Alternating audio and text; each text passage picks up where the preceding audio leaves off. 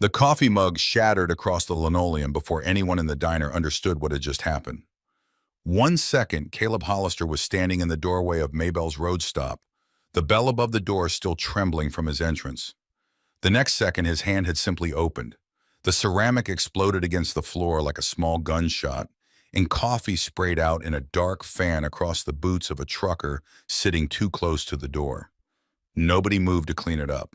Because behind that counter, behind the smell of bacon grease and burnt coffee, and the soft hiss of the grill, stood his father, Walter Hollister, 79 years old, the right side of his face the color of a thunderstorm. His knuckles split and wrapped in athletic tape that had started to come loose at the edges. His apron dark with something that had once been blood and was now just a stain he hadn't bothered to wash out because there were eggs to crack and coffee to pour and a diner full of people who needed feeding. Caleb's voice came out lower than he intended. Lower and flatter and somehow more dangerous for it. "Who hurt my father?" And the entire diner went absolutely still.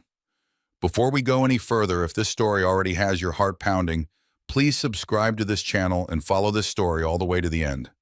Drop a comment below and tell me what city you're watching from. I want to see exactly how far this story has traveled. Now let's go back to that diner, because what happened next changed everything. The thing about Maybell's road stop was that it had never once been mistaken for anything other than exactly what it was. It wasn't charming. It wasn't quaint. The boots were patched with silver duct tape that had been there so long it had turned yellow at the edges. The ceiling fan wobbled on every third rotation like it was reconsidering the whole enterprise. The coffee was strong enough to strip paint, and Maybell herself, God rest her, had been dead 11 years. But nobody had ever changed the sign because nobody could imagine what else to call the place. It sat beside Highway 287 in northern Texas like something the road had spit out and forgotten. Truckers stopped there. Oil pipe workers on their way out to the field stopped there. Old veterans who didn't have anywhere particular to be stopped there and stayed for hours nursing one cup of coffee while the waitresses pretended not to notice the wet sheen in their eyes. It was the kind of place where you came when you needed silence more than food. And silence was something the diner had always been very good at providing. Walter Hollister had owned it for going on 22 years. He had bought it after the accident that took his wife, after the years of drifting that followed, after his son had disappeared into something Walter didn't have good enough words for. He had bought it because he needed something to tend, a place that needed him to show up at 4:30 in the morning and unlock the door and turn on the lights and get the coffee going before the first trucker knocked. Walter was a small man, 5'8" on a good day, and he'd lost a quarter inch of that somewhere in his 70s. His hands were the hands of a man who had worked with them his entire life, thick through the knuckles, permanently roughened, the kind of hands that could repair an engine or roll biscuit dough with equal authority. He wore the same thing every day: white undershirt under a flannel, khaki work pants, boots he'd had resoled 3 times. He moved behind that counter the way a man moves in a space that belongs to him completely, without wasted motion, without showing off. People liked Walter, not in the way that meant they found him charming or entertaining, in the way that meant he had spent 22 years being reliably decent to strangers, and strangers remembered that in a world that had stopped expecting it. At 6 o'clock in the morning, on a Tuesday in early November, the diner held 11 people. 4 truckers distributed between 2 booths and 2 counter stools. A couple in the corner who looked like they'd been driving through the night, the woman asleep against the man's shoulder. 2 oil pipe workers sitting across from each other, not talking, working through plates of eggs with the mechanical focus of men who had early shifts. An old veteran named Frank Delaney who came in every morning at 5:58 and ordered the same thing he'd ordered for a decade: black coffee, 2 biscuits, a side of sausage gravy. He always left exactly $3 on the counter, regardless of the total. Frank had served in the Persian Gulf in 1991 Navy electrician's mate, the kind of work that came back to him in his dreams sometimes when the wind got loud against his trailer windows. And then at the far end of the counter, a young waitress named Hollis Briggs, 19 years old, refilling the coffee carafe and trying to decide whether the tiredness she felt was from the overnight shift or from something heavier she didn't have good language for yet. Walter was behind the grill. Hollis had noticed the bruising around his eye the moment she'd arrived for her shift at 5. And she had asked him, and he had said, "Don't worry about it, honey," in the voice men of his generation used when they wanted a conversation to be finished. And Hollis, who had learned from experience that pushing Walter Hollister on something he decided not to discuss was roughly as productive as pushing a mountain, had let it go. But she hadn't stopped noticing. The way he turned slightly when he thought she wasn't watching, so she couldn't see the right side of his face directly. The way he reached for the coffee pot with his left hand instead of his right, which was not his natural hand, and moved a half-second slower than usual. The bruised and swollen knuckles he'd wrapped with athletic tape that he probably thought was less obvious than it was. Walter Hollister had been in a fight, and whatever had happened, he had decided that the diner was going to open this morning like it always opened, and the coffee was going to be made, and the eggs were going to go on the grill, and the world was going to continue turning, because that was the only way Walter Hollister knew how to do things. Hollis understood that. She respected it, but she did not stop noticing. The bell above the door rang at 6:12. Nobody in the diner looked up right away. The bell rang roughly every 4 to 7 minutes during the breakfast rush, and the conditioned response of regulars was to register the sound without turning. A kind of ambient awareness that another body had entered the space without requiring visual confirmation. But then the bell stopped ringing and the door didn't close. And the quality of silence that followed was different from ordinary silence. It had weight in it. One of the truckers looked up first. Then, because of the expression on his face, the trucker across the aisle from him looked up too. Then Hollis turned from the coffee station, and she saw him standing in the doorway. And for a moment, she didn't understand what she was seeing. He was enormous. Not the kind of enormous that was simply height or width, but the kind that came from density. A man who gave the impression that more of him existed per square foot than seemed physically reasonable. He was wearing a leather jacket so old the black had faded to charcoal gray in patches, and across the back and arms of it were patches that had been there so long they'd been washed into near illegibility. He was 58 years old, and you could see all of those years in him. The weathering, the damage, the endurance. His hair was gray at the temples and shorter than it had once been. His jaw was a thing you could break a hand on. Hollis didn't know his name yet, but she could see from the way the truckers in the closest booth had gone completely still that this was a man people knew about. Caleb Hollister stood in the doorway and looked at his father behind the counter, and the coffee mug in his hand simply fell. He didn't throw it. He didn't drop it deliberately. His hand just opened the way a hand opens when the rest of a person's body is doing something more urgent, when every resource has been redirected toward processing what the eyes are reporting. The ceramic hit the linoleum and exploded. Coffee sprayed across the floor in a dark fan. Nobody moved. Walter looked up from the grill. He saw his son. Something moved across the old man's face. Something complicated and layered. The way a man's face looks when he is simultaneously deeply glad to see someone and deeply afraid of what that someone is about to do. "Caleb." Walter's voice was measured. "Careful. You didn't tell me you were coming." Before we go further, I want to tell you about the man who had just walked through that door. Because to understand what happened in that diner over the next 30 days, you need to understand who Caleb Hollister had been and what he had spent 18 years trying not to be again. 18 years before that November morning, Caleb Hollister had been 40 years old and lying on his back in a hospital bed in Wichita Falls with 3 broken ribs, a punctured lung, and a knife wound that had come within half an inch of his femoral artery. He had been a fully patched member of the Iron Vow Motorcycle Club for 16 years at that point, and he had reached the rank where his name traveled ahead of him in rooms he hadn't yet walked into. The fight that had put him in that bed had been over something he could no longer remember clearly. Something about a shipment, something about a man named Cole who had spoken to him in a tone Caleb had decided he could not let stand. Caleb had walked into a bar in Stillwater, Oklahoma, alone, against the advice of 3 different brothers who had told him to wait, and within 40 minutes he had been on the floor of that bar with 5 men around him, and Cole standing over him with a folding knife. And the only reason Caleb was still breathing was that one of the bar's regulars had called the sheriff's department before the situation finished playing out. Walter Hollister had sat in the chair beside Caleb's hospital bed for 3 days without saying anything. Walter had been 57 then. Younger than Caleb was now, already running the diner, already a widower. He had driven up from Texas the moment he got the call, and he had not gone home for 3 nights. He had eaten cafeteria food and slept in the chair and watched his son breathe through a tube. On the third morning, when Caleb finally opened his eyes and recognized where he was, Walter had not lectured him. Walter had said, "I'm not asking you to change, son. I'm just asking you to live." That was all. He had said it in the same voice he used when he asked a customer how their morning was going.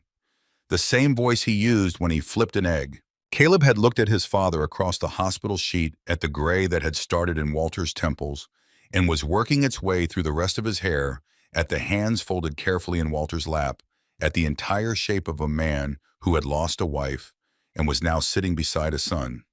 He was trying very hard not to lose, and Caleb had understood something he had been refusing to understand for 16 years. He had built an entire identity around the idea that he was not the kind of man who could be reached.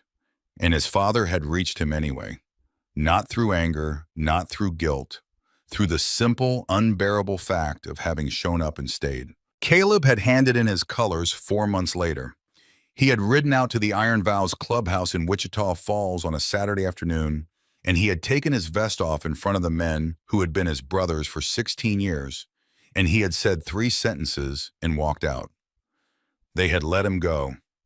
The vow did not let men go easily, but they let Caleb Hollister go partly because of what he had done for the club over those 16 years, and partly because of who his grandfather had been before any of them were born. For the next 18 years, Caleb had built something else. He had worked construction in New Mexico for 10 years.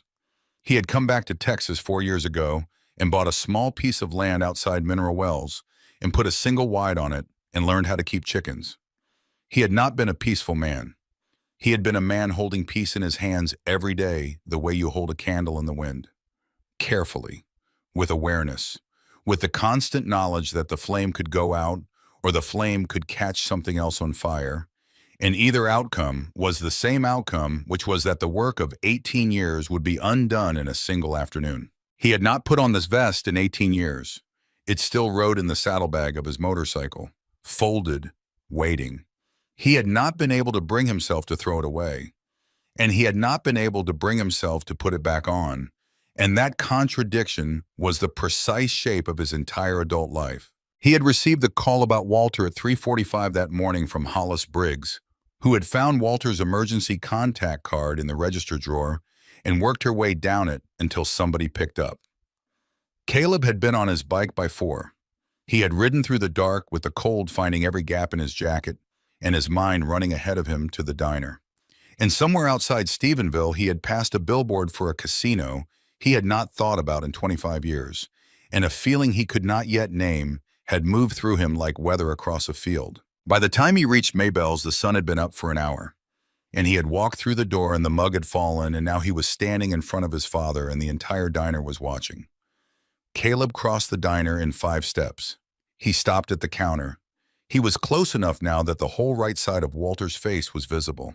The black eye, the swelling along the cheekbone, the small cut above the orbital ridge that had been cleaned but not stitched. "Who," Caleb said very quietly, "hurt my father?" He wasn't shouting. He wasn't performing for the room. The question was direct and simple and delivered in a voice so low and flat that it somehow carried farther than a shout would have.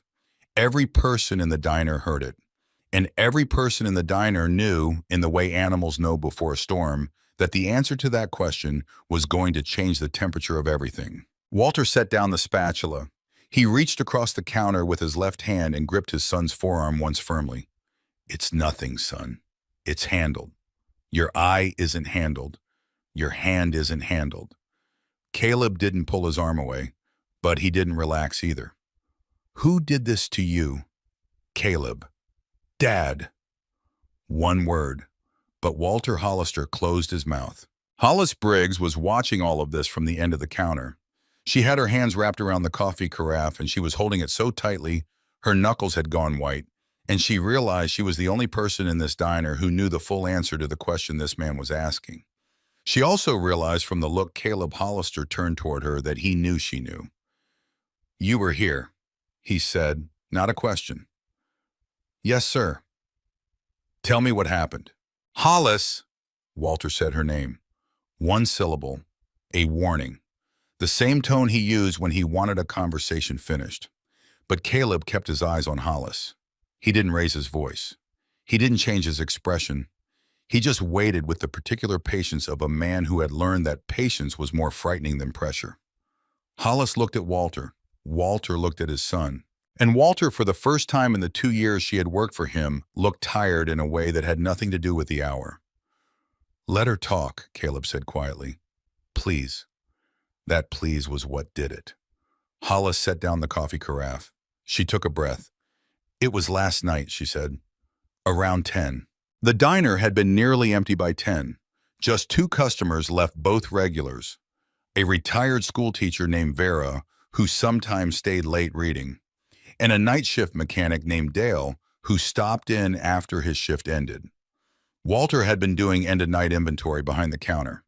Hollis had been wiping down tables. The door had opened and 4 young men had walked in. She had known immediately that something was wrong.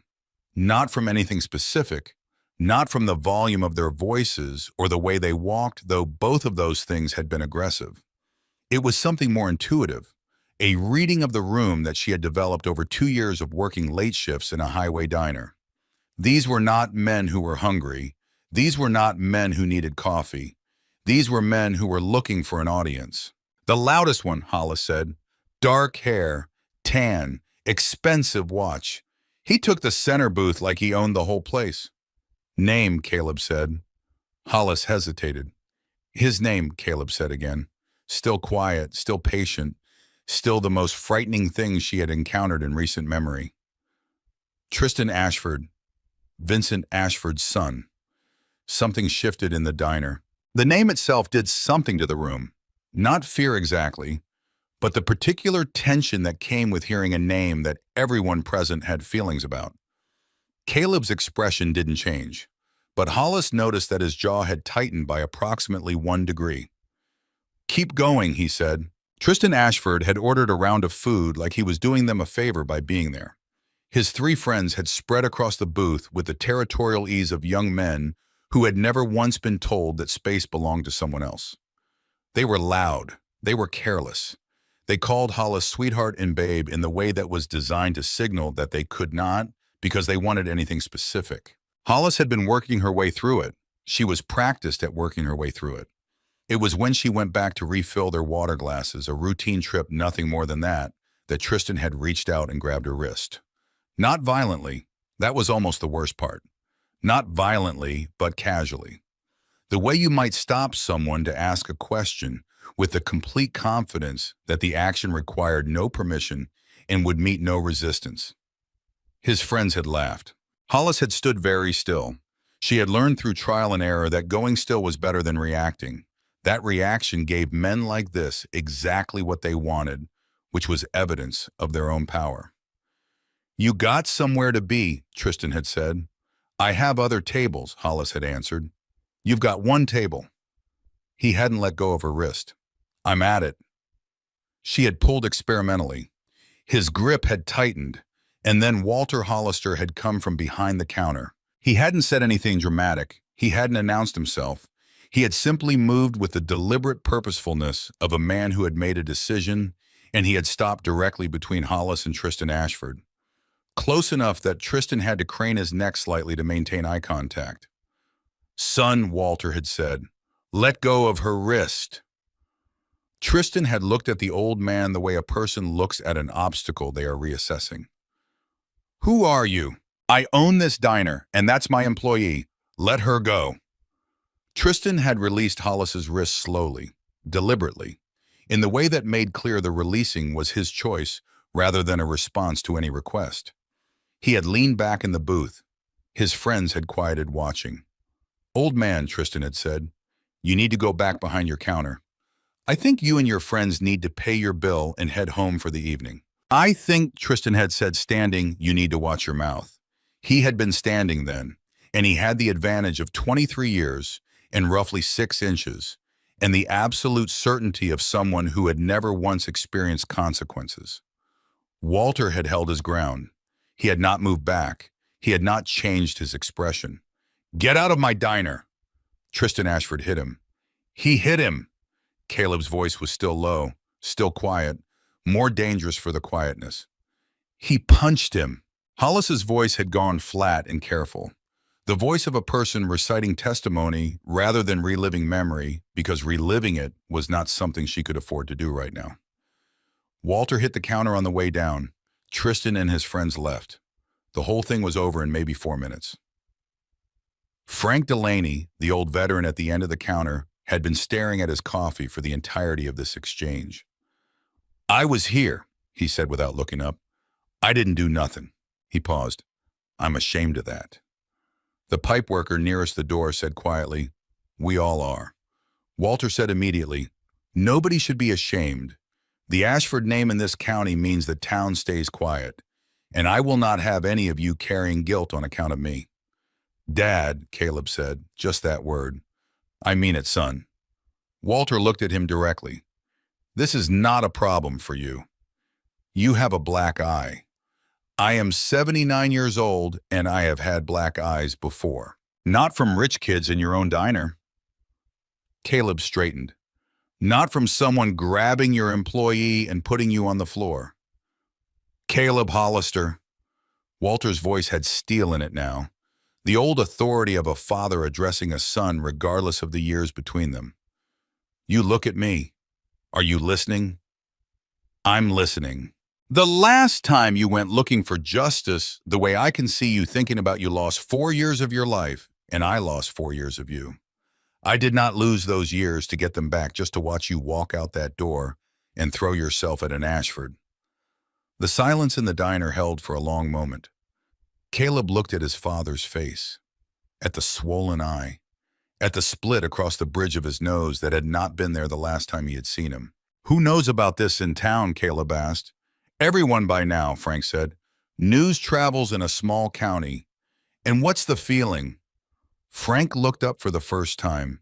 He was 71, wire thin, with the eyes of a man who had seen things in a desert 35 years ago that had rearranged his relationship to fear. The feeling is that Tristan Ashford is untouchable. His father owns the county commissioner. The sheriff's wife works for the casino. The judges all got their judicial campaigns financed out of the same pocket. He met Caleb's eyes. The feeling is that nothing happens to Tristan Ashford. That's the feeling. That has always been the feeling, Caleb said. He was quiet for a moment. Then he said, what's the current feeling about me? The question was directed at the room, at the truckers, the pipe workers, old Frank, Hollis behind the counter. He was asking it genuinely without irony or performance. One of the truckers, a big man 50-something who had been watching all of this from behind his coffee mug with an expression of extremely careful neutrality, said slowly, word got around you were here about 30 minutes before you walked in. I am not going to pretend otherwise. Word from who? Caleb asked. Highway Network. Somebody saw your bike at the county line. The trucker paused. Your reputation didn't follow you in quiet, Mr. Hollister. No, Caleb said. It never did. Walter put both hands flat on the counter. Caleb, I am asking you as your father, as the man who raised you, as the man who was very grateful to have you come back from the years you were gone. I am asking you to think carefully about what you're planning. I haven't planned anything yet. You're thinking about it. I'm thinking about my father's face. Yeah. Walter's voice dropped. The authority in it had not diminished, but there was something else underneath the authority now. Something that sounded like a man who was aware of his own age in a way that he was not always willing to acknowledge. Son, you were done with that life. I know I was. You swore it. I know. Then think, Walter said, about what it means to go back on a sworn thing. The words landed. Caleb received them. The room received them. Hollis watched the big man in front of her stand very still, and she could see in the set of his shoulders and the particular tension around his eyes that the words had found something real. Then Caleb turned toward the door. I need some air, he said. He pushed through the door, and it swung shut behind him. Walter let out a slow breath. Hollis looked at the door, then at Walter. Is he He's not gone, Walter said quietly. He's never just gone. He picked up the spatula again. His hands were steady. That's both the thing I love about him and the thing that terrifies me. Hollis picked up the coffee carafe again. Her hands were not steady, but she pressed them steady against the counter. Mr. Hollister, I'm sorry. This is my fault for...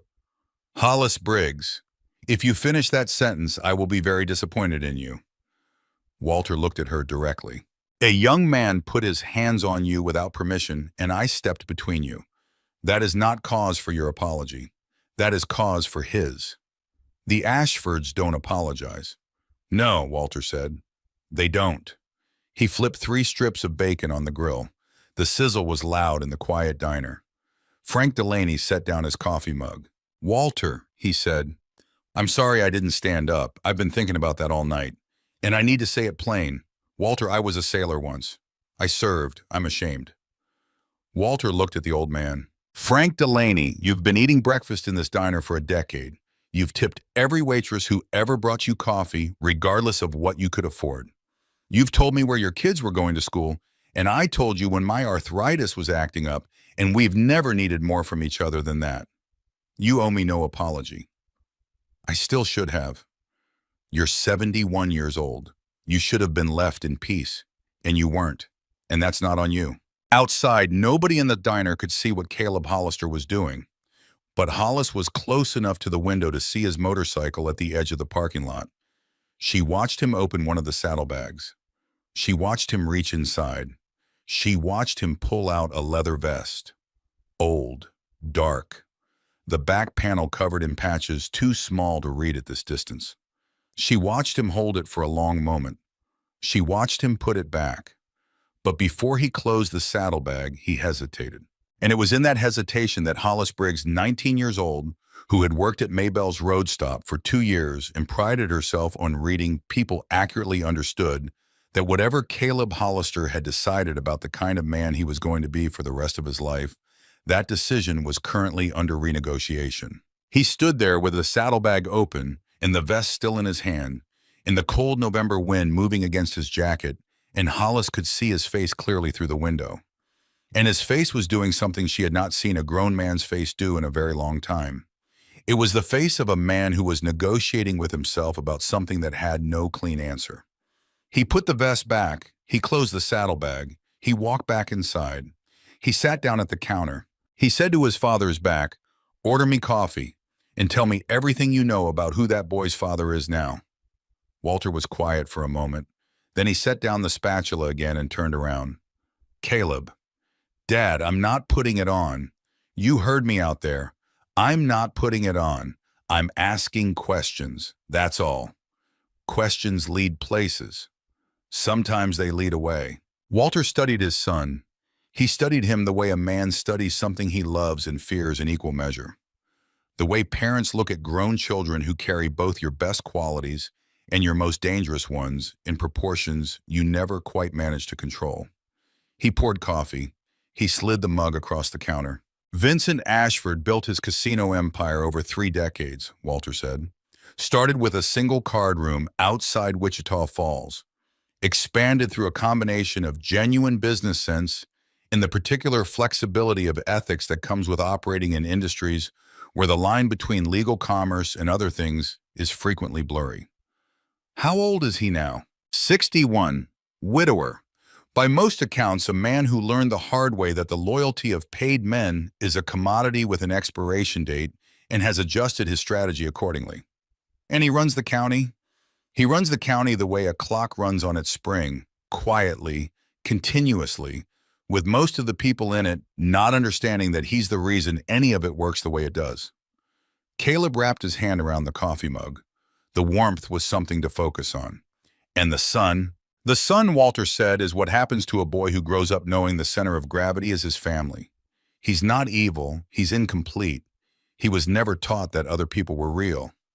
You just got hit in the face by him. I know what I got hit by.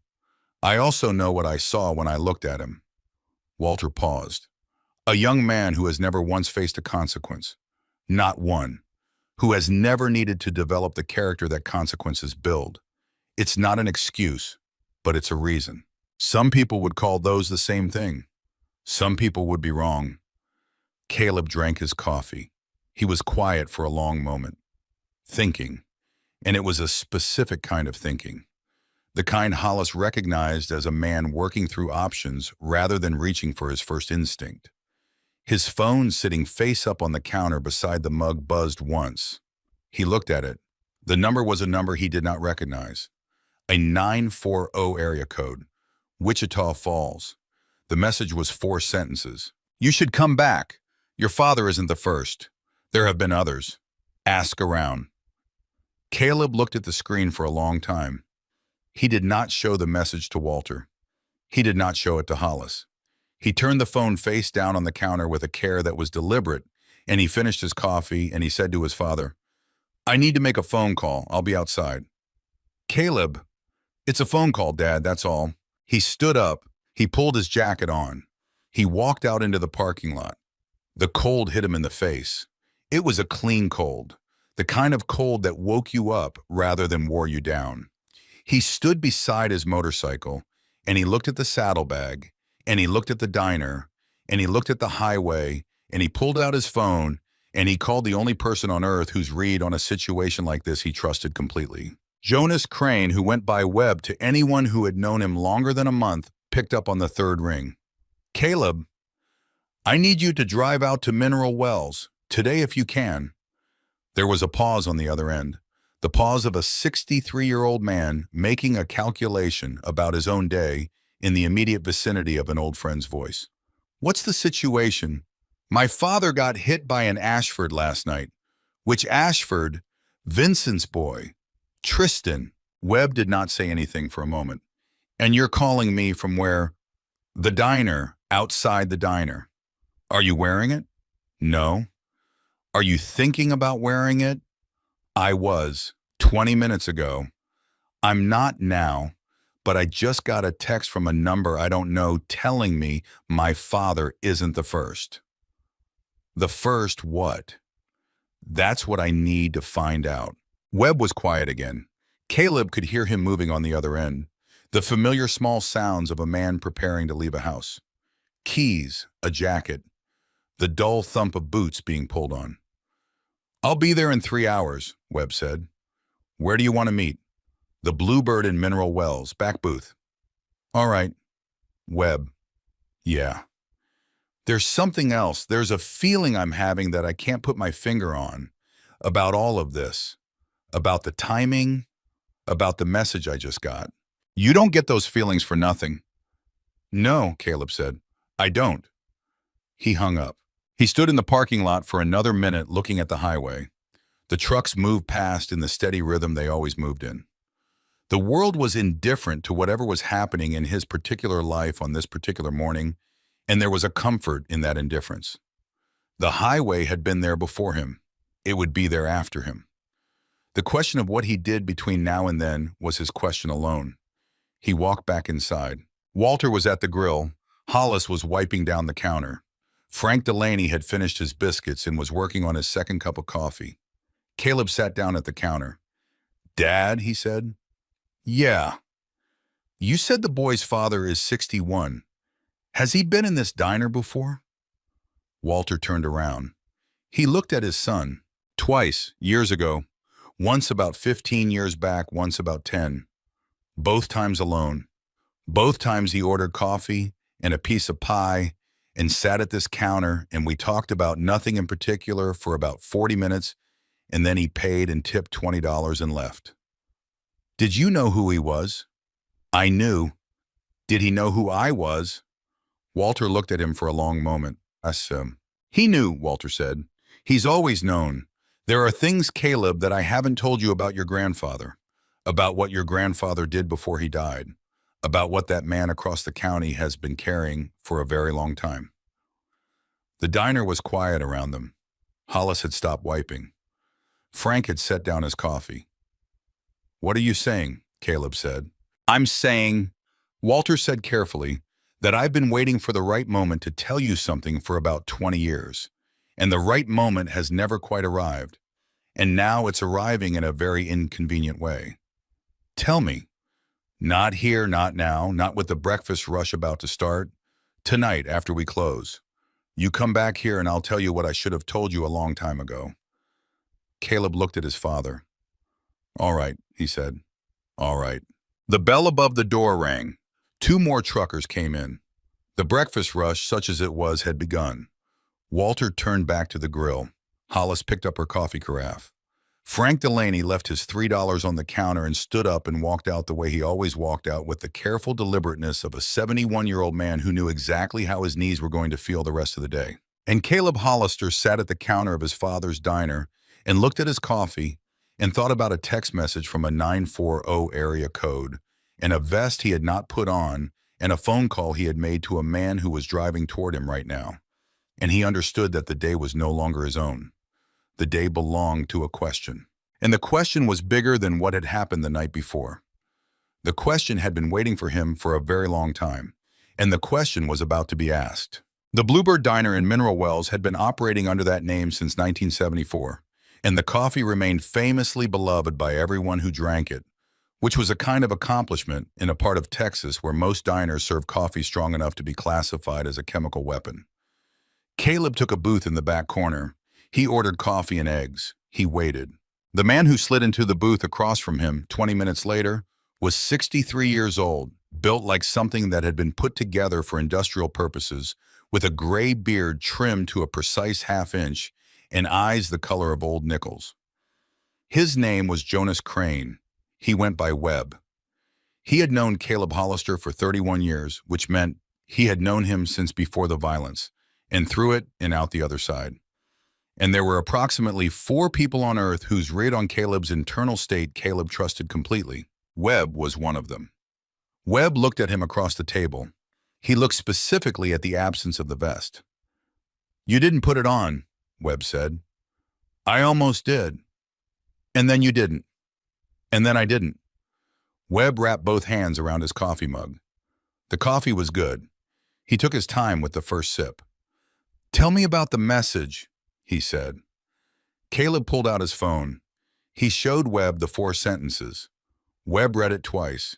He set the phone down.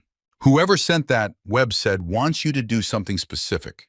They want you to start asking questions in places where the questions will get reported back to whoever's actually running things. That's the architecture of it. You're being used as a flashlight." "By who?" "That's the question."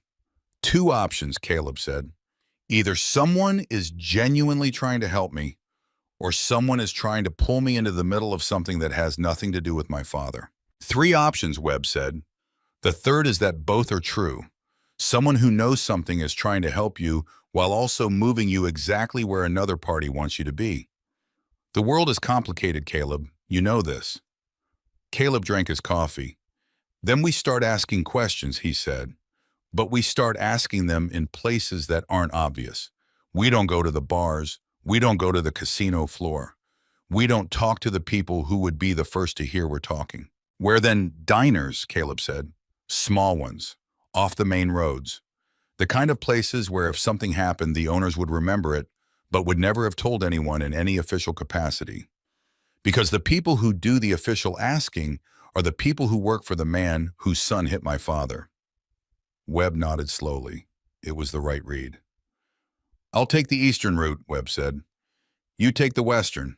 We meet back here at 6. We compare notes." Webb. "Yeah. Don't tell anyone you're doing this. Not the people you usually tell. Not yet." Webb looked at him for a long moment. "You think it's that deep?" "I don't know what I think, but the text came from a 940 number, and the area code is Wichita Falls, and that's where the casino was built first, and that's where my grandfather did the last thing he ever did before he died. I don't know what I think. I just know I don't want anyone moving ahead of us until we understand what we're moving toward." "All right," Webb said. 6 o'clock.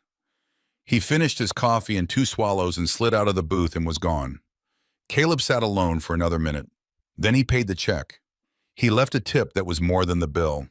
He walked out into the cold and got on his motorcycle and turned west. The first diner he stopped at was a place called Henderson's, about 11 miles down the road. A box building beside a gas station. The kind of place with 8 booths and a pie case. and a single waitress who had been working there longer than most of her customers had been alive. Caleb ordered coffee. He sat at the counter. He waited for the conversation to find him, which it always did in places like this, if you sat long enough and looked like you had time. The waitress was named Doreen. She was 68. She had been at Henderson's for 31 years. Her hair was white and her hands were steady, and she had the particular kind of warmth that came from a woman who had decided somewhere along the line that strangers deserved kindness, whether or not they had earned it. "Passing through," she said. "Visiting my father. He runs a place over on 287. She looked at him for a moment. Something registered behind her eyes. "Walter Hollister." "Yes, ma'am." "How is Walter?" "He's been better." Doreen looked at him a second longer. "I heard," she said quietly. "How did you hear, Key?" "Same way everyone hears." She refilled his coffee. "You're his boy. I see it in the eyes. He used to come up here for pie when the diner was closed for renovations in 2007. Sat right there." She pointed to the third stool. "Quiet man. Kind. He still is." "I figured." She paused. She looked around the diner. 2 truckers in a corner booth. A young couple at a table near the window. Nobody close enough to hear. She lowered her voice anyway. "Can I ask you something?" "Yes, ma'am." "Are you here because of what happened to Walter, or are you here because of what happened to Earl?" Caleb did not change his expression. "Tell me about Earl." Doreen looked at him for a long moment. Then she looked at the door. Then she looked back at Caleb. "Earl Sutter," she said, "ran a body shop and a coffee counter about 40 minutes south of here. 81 years old. 3 weeks ago he was hospitalized. Broken jaw, 3 ribs, concussion that he didn't recover from clean. He's home now, but he doesn't talk much." "What happened to him?" "What everyone says happened is that he fell." "What actually happened?"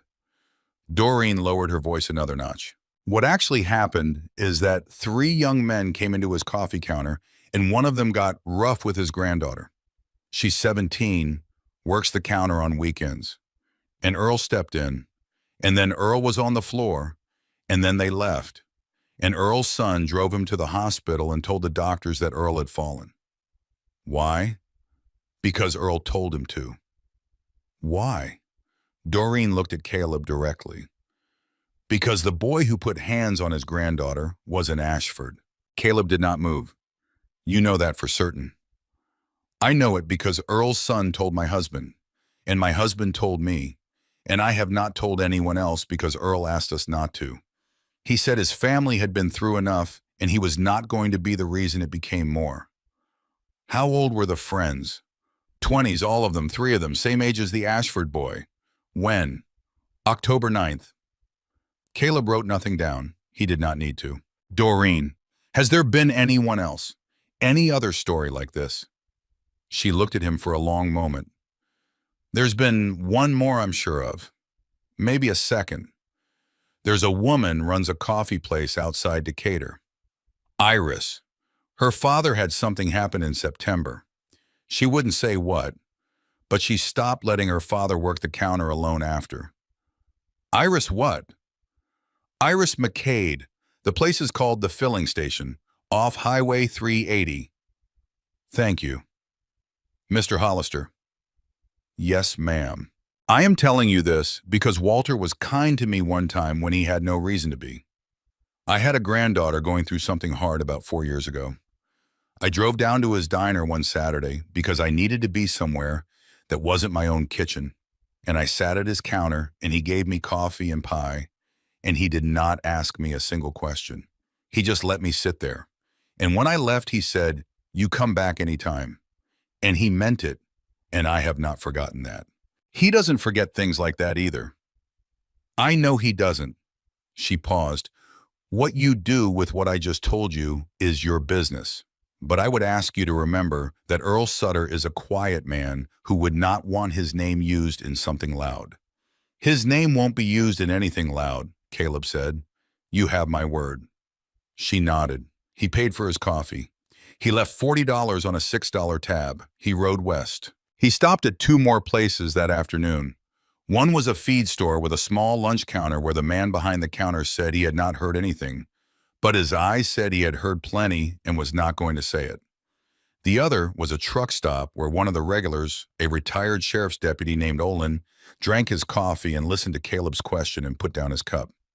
"You're asking about the Ashford boy." "I'm asking about whether there's a pattern." "There's a pattern." Olin was 74. He had retired from the sheriff's department 11 years before.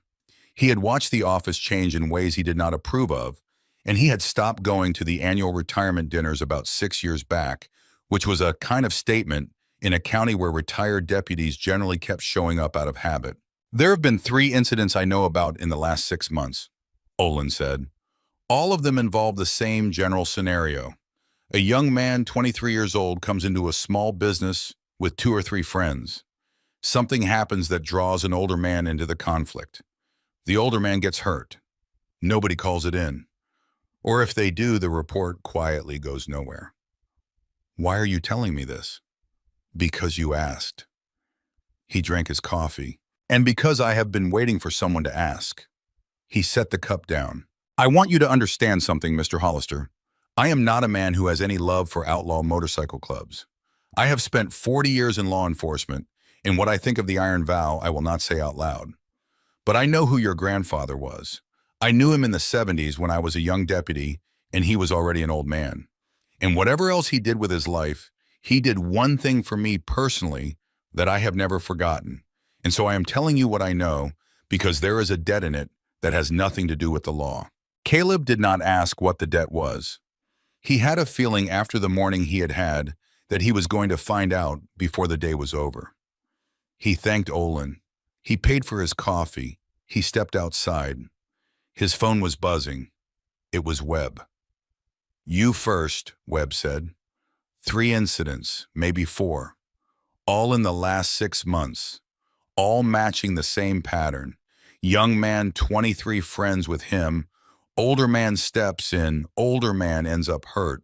None of it reported. My count is 2 more on top of yours. 1 outside Bridgeport, 1 in Jacksboro, same pattern. The Jacksboro one was about 10 weeks ago. Old man named Petrie, he didn't survive it." Caleb closed his eyes. "How?" "Bled internally for 2 days before anyone took him to the hospital. He was running a small repair shop. There's a granddaughter, 19. The pattern is identical. The boy who hit him was Tristan Ashford. There were witnesses. Nothing was reported." "How do you know it was Tristan?" "Because I just spent 2 hours with the granddaughter. She knew exactly who he was.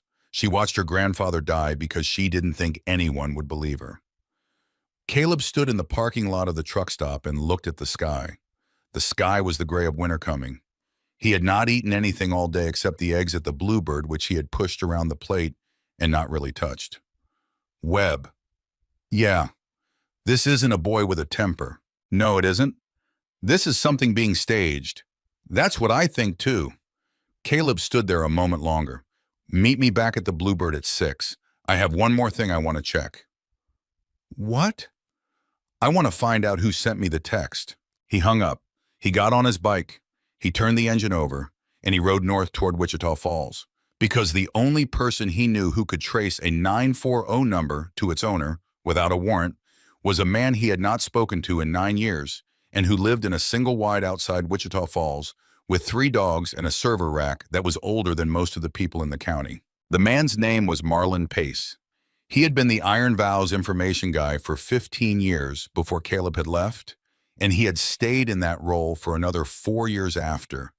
And then he had stepped out the way Caleb had stepped out, but he had stepped out into a quieter version of the same skill set, which was to say that Marlon Pace now did a kind of work for a kind of person that involved finding out who had said what to whom and getting paid for it in cash. Marlon was 65. He was wiry. He had a beard that had gone white in patches like an old dog's coat. He opened the door of the single wide at 4 in the afternoon with one of the dogs at his ankle and a cup of coffee in his hand, and he looked at Caleb on his porch and he said, "Well, there he is." "Marlon, come in, brother, come in. I figured I'd see you sooner or later, just didn't figure on today. You knew I was coming. I knew somebody was coming. I figured it would either be you or it would be somebody you sent. I'm glad it's you. Marlon stepped back. Caleb walked into the trailer. It smelled like coffee and dog and the faint copper smell of old electronics. There were 3 monitors set up on a folding table. One of them was showing a security feed of the trailer's exterior. The other 2 were showing things Caleb chose not to look at directly. Sit, Marlon said. Caleb sat. I'm here because I got a text. 940 area code. Caleb looked at him. I didn't send it, Marlon said. But I know who did, and I know why. Talk to me. Marlon pulled up a chair. He set his coffee down. He looked at Caleb the way an old friend looks at someone he hasn't seen in a long time, and is glad to see anyway, even when the circumstances of the seeing are not good. There's a man in this county, Marlon said, who has been very patient for a very long time. You and I both know who he is. We helped end him 25 years ago. We did not end him hard enough. He came back. He has been quiet for a long time. He has been building something quietly, mostly outside our line of sight. And about 4 months ago, he started doing something different. He started getting close to the Ashford boy. Roan Mercer. The name sat between them like something cold. Roan Mercer, Marlon said. Tell me what he's doing. He's running the boy. How? Through a bar in Fort Worth, a man named Dale Brennan, who has been on Roan's payroll one way or another for about 12 years. Roan put Brennan in front of the Ashford kid about 3 months ago. Comped drinks, VIP rooms. The kind of attention that makes a 23-year-old who has never been told no feel like the world has finally recognized him. And in the middle of all that, Roan started introducing situations. Small at first, then larger. The pattern you've been tracking today, the old men in the diners, every one of those incidents had Roan or one of his people in the vicinity, not as participants, as witnesses, as people who could later confirm what happened. He has been building a file. For what? Marlon leaned back. For a war. Caleb did not move. Roan has spent 8 years rebuilding what we tore down 25 years ago. The operation is smaller than it was, but it's denser, harder to break apart. He has been moving people through this corridor again for the last 3 years, and nobody has caught it because nobody has been looking. The casino has been looking the other way, partly because Vincent Ashford has been distracted with his own problems, partly because Rowan has been careful, partly because the parts of the law enforcement apparatus that should be paying attention are run by people who answer to Vincent. What does the war give him? Cover, chaos. The casino and the old Vow people pointed at each other long enough for him to move the last pieces of his operation back into permanent positions. By the time the dust settles, he is not the man anyone is looking at, because we will all be looking at each other. And the text. The text, Marlon said, is from a friend of yours from a long time ago. A man who is in a position inside Roan's network that he does not want to be in anymore. He has been feeding me information for about 5 months. I have been holding it. I have been holding it because we did not yet have the right person to give it to. The text was sent because the person who sent it has been waiting for you to come down here, and when he heard Tristan Ashford hit your father, he understood that the moment had arrived. He is asking for your help. He is also pointing you exactly where Roan wants you pointed, which is at Tristan and at Vincent. The difference is that he is telling you what Roan is doing, so you know. Caleb sat with that for a moment. Who is the friend? I am not going to give you the name today, not because I do not trust you, because his life depends on him not being named. When this is over, if it ends well, I will introduce you. He would like that. Caleb nodded. What do you need from me, Caleb? I need everything you have on Roan's current operation. Locations, personnel, vehicles, the distribution points. I need it in a form I can take to someone with a badge. Fed. I think it has to be. Because the locals are bought. Because the locals are bought. Marlon stood up. He walked over to a metal cabinet behind the monitors. He unlocked it with a key that hung around his neck. He pulled out a manila folder thicker than Caleb had expected. This is 6 months of work, Marlon said. 3 of the 4 distribution points. 6 of the 11 names, the vehicle registrations, the shell company structures with the timelines of when they dissolved and reformed, the bar in Fort Worth, the locations on the highway where the transports are happening. It is not a complete picture, but it is enough to act on. He set it on the table. You did all this. I did all this because the friend who sent you the text has been getting me what I needed, and because I owed you and your father something I have been waiting 9 years to pay. Marlon, don't, Caleb. Take the folder. Go do what you have to do. Come back and tell me how it ended. That's all I want. Caleb stood. He picked up the folder. Thank you, brother. Yeah, go. He left. He rode south through the gathering dark. He met Webb back at the Bluebird at 6:15. He set the folder on the table between them. Webb looked at the folder. He looked at Caleb. What is this? This is everything Marlon Pace has been building for 6 months. Webb opened it. He turned through the pages. He turned through them with the focused attention of a man who knew exactly what he was looking at and what it was worth. 3 minutes passed, then 5, then 10. He closed it. This is enough for federal indictment, Webb said. That's what I think. We have to be careful with this. We cannot take it to the county. We cannot take it to the state. We have to take it to the field office. And we have to take it through someone who has a reason to act fast. I have an idea about that. Talk. Vincent Ashford. Webb looked at him. You want to take this to Vincent Ashford? I want to talk to Vincent Ashford. He has a federal contact. He has used that contact before for things related to casino licensing. He has a reason to want Roan dismantled. That has nothing to do with us, and he has the access to make the federal call happen in days instead of weeks.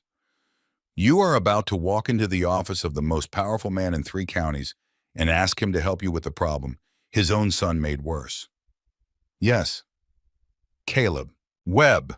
The thing about Vincent that nobody who works for him understands is that Vincent has been waiting for a long time for someone to come at him in a way that is not about money or territory. Vincent has been managing money and territory for 30 years. He is 61 years old. He is a widower. His son is the boy who hit my father. Whatever Vincent Ashford is, he is not stupid. And he is not, I think, what most people think he is. You think? I think there is a story in our family that I have not been told yet. My father is going to tell it to me tonight, and I have a feeling that when he tells me what it is, my understanding of why Vincent Ashford might agree to a meeting will change. Webb sat back. All right, he said. When do you want to meet him? Tomorrow night, neutral ground. I will pick the place. He will come or he will not come. If he comes, we will know everything we need to know about what kind of man he is by how he walks in and what he says first. And the folder. The folder I keep with me until I am sure Vincent is going to be on the right side of this. If he is, we use it. If he is not, we find another way. Webb nodded. You think he will come? I think he will come. I do not know why I think that. I just do. The 2 men sat for a long moment. Outside the parking lot, lights had come on. The truckers were arriving for the evening shift change. The waitresses were moving through the booths with the practiced rhythm of women who had done this work for so long, it had become indistinguishable from breathing. Caleb. Yeah. Whatever your father tells you tonight, whatever it is, call me after. I do not care what time. I will. Webb stood. He left a 20 on the table for the coffee. He walked out. Caleb sat alone for another 5 minutes. Then he got back on his bike and he rode back to Maybell's road stop. The drive was 40 minutes. He took it slow. He let the cold air work against his face. He let the sound of the engine fill his ears and push out everything else. The diner was closed by the time he arrived. The neon sign was off. The interior lights were down except for the small fluorescent over the counter. Walter was inside. The chairs were already up on the tables. The grill was clean. Walter was sitting at the counter with 2 coffees in front of him. Caleb came in through the back. He sat down beside his father. Drink it before it gets cold, Walter said. Caleb drank. Walter wrapped both hands around his own mug. He looked at his son for a long moment. What did you do today, Caleb? I asked some questions. What did you find? I found that what happened to you was not the first time. There have been at least 5 incidents in the last 6 months. The pattern is consistent. Tristan Ashford is at the center of every one of them, and he is being run. Run by who? Roan Mercer. Walter closed his eyes for a moment. Roan Mercer is alive, Walter said. Roan Mercer is alive. He has been quiet for a long time. He has been rebuilding, and he is using Tristan to start a war between what is left of the Vow and the Ashford organization. Once we are pointed at each other, his operation moves back into the corridor permanently. Walter was quiet for a long time. Then he said, I knew that man should not have been let go. You knew. I argued otherwise at the time. I argued otherwise because I thought destroying the operation was sufficient and that destroying the man was different from destroying the operation. I was wrong about him. I have been wrong about him for 25 years. Dad, I was the one who argued for it, Caleb. Walter looked at his son directly. That is one of the things I have been waiting to tell you. 25 years ago, when the Vow and the Ashford organization both moved on, Roan, I was the mediator between them. Vincent Ashford did not trust the Vow not to overreach. The Vow did not trust Vincent not to use the moment to consolidate. I had relationships on both sides. I had been the common point in this county for 10 years already by then, mostly through running this diner and being a person who could be talked to without consequence. They asked me to mediate. I mediated. And when the question came up of whether Roan would walk away alive, I argued for it. I said the principle of letting a man live was more important than the practical case for the alternative. I argued well. I won the argument. And Roan walked away. And here we are. Dad, you did not know I was involved. No, I never told you because the part of your life that overlapped with that part of mine was already complicated enough. And because I did not want you to carry the weight of a decision I had made. And because, frankly, I have spent 25 years quietly hoping that I was right about that decision. And every year that went by without Roan resurfacing was a year I let myself believe I had been right. And now I find out that he has been here in our county for months. And he has hurt people. And he hurt you because of a decision I made. Caleb did not say anything for a moment. Dad, you made the decision you made because you are who you are. I would not change you. I would not change what you argued for. I would not undo what you did. Caleb, I mean it. I would not change you. You raised me to believe certain things about who men are supposed to be. I did not always live by those things. I spent 16 years not living by them. And the only reason I came back is because you never stopped living by them yourself. If you had stopped, I would not be sitting at this counter right now. I would be dead, or I would be in prison, or I would be somebody else entirely. The fact that you argued to let a man live when you could have argued the other way is part of why I am the man I am today. Whatever Roan does next, he does not undo that. Walter looked at him for a long time. Son, he said, yeah, there is one more thing. Tell me. Walter took a breath. Vincent Ashford and I have known each other for 31 years. We have not been friends in any way the world would recognize. But we have known each other, and there is a piece of history between Vincent Ashford and your family that goes back further than 31 years. It goes back to a night in 1986 when your grandfather was still alive. There was an ambush on a road outside of Wichita Falls. 2 factions met. The meeting went wrong. Your grandfather rode away from it. He came home that night. He told me one thing about what happened, and he made me swear I would never tell anyone, including you. He held that promise out of me until the day he died. What was it? He told me that on the way out of the ambush, he saw a kid in a drainage ditch. The kid was 23 years old. The kid was bleeding out from a leg wound. The kid was not from our side. The kid was from the other side. And your grandfather rode back. He turned his bike around. He went back into a situation that was already over. He pulled the kid out of the ditch. He got the kid to a hospital. He left the kid there and rode home, and he never told anyone he had done it. Not the vow, not the kid's people. Nobody. Caleb sat very still. Dad. The kid was Vincent Ashford. Dad. Vincent Ashford has known for 30 years who pulled him out of that ditch. He found out 8 years after it happened.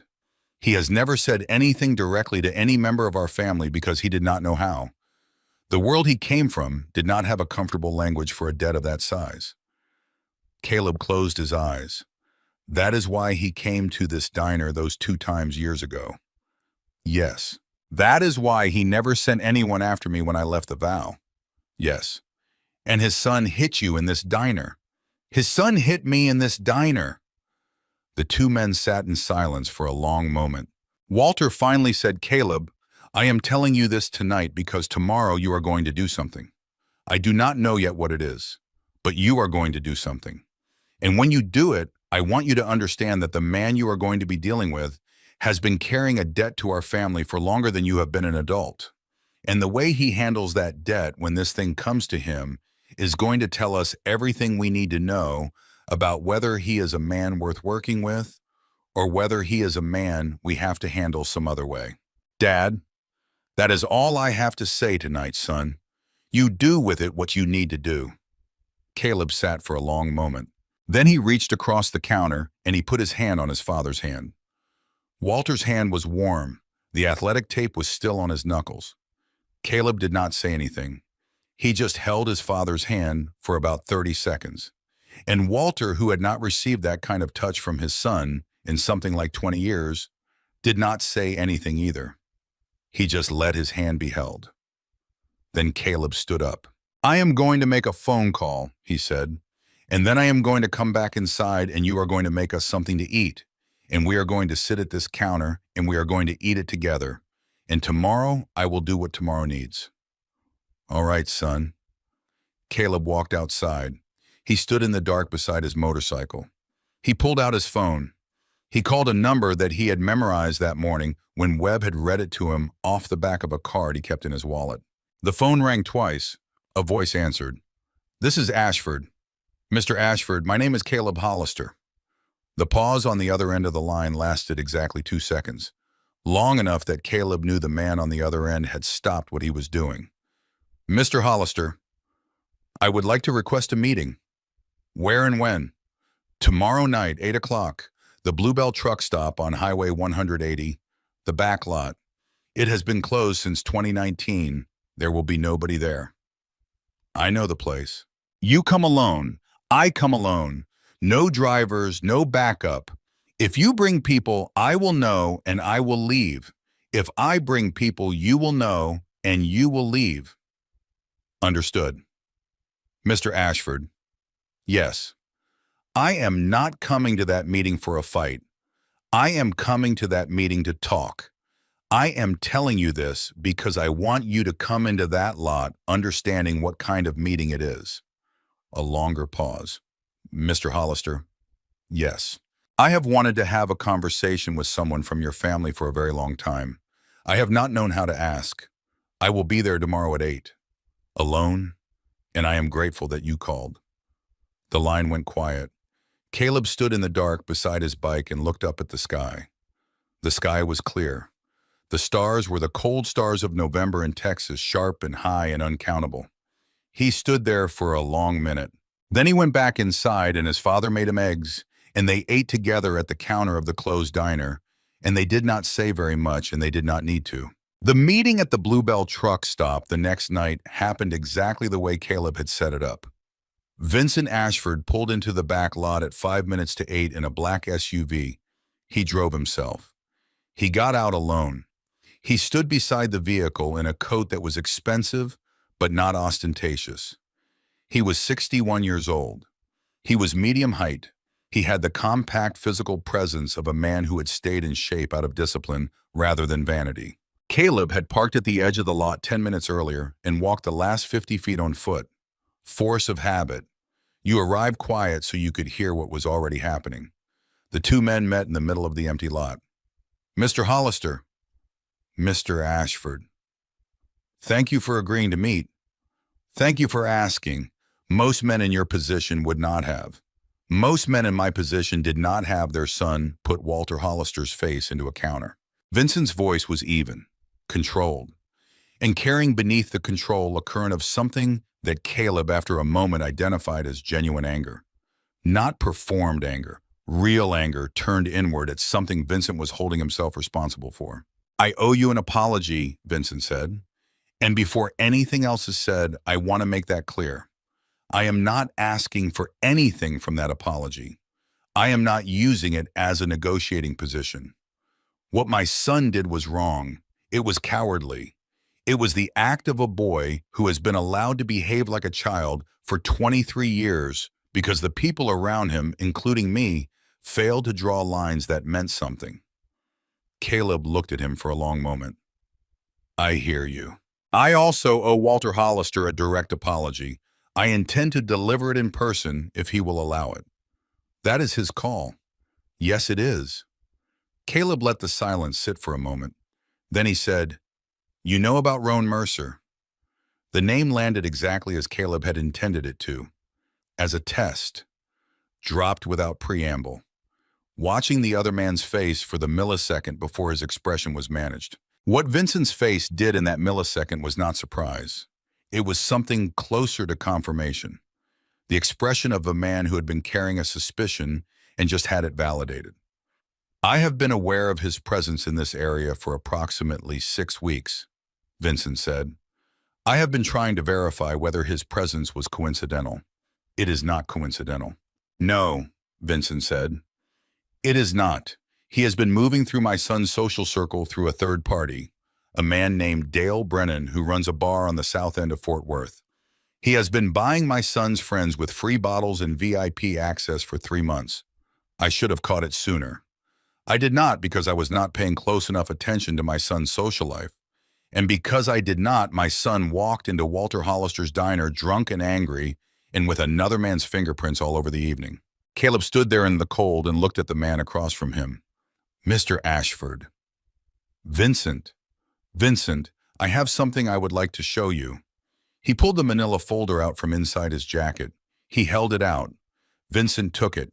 He opened it under the security light at the edge of the lot. He turned through the pages with the careful focus of a man who knew exactly what he was looking at. When he closed it, he looked at Caleb for a long moment. "This is enough for federal indictment." "That is what I am told." "You want me to use my contact. I want you to use your contact.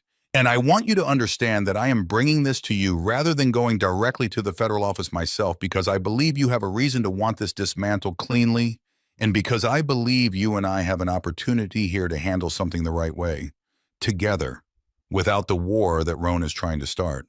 Vincent held the folder against his chest. He looked down at the asphalt for a long moment. When he looked back up, his eyes were doing something that Caleb had not expected to see on the face of a man like Vincent Ashford.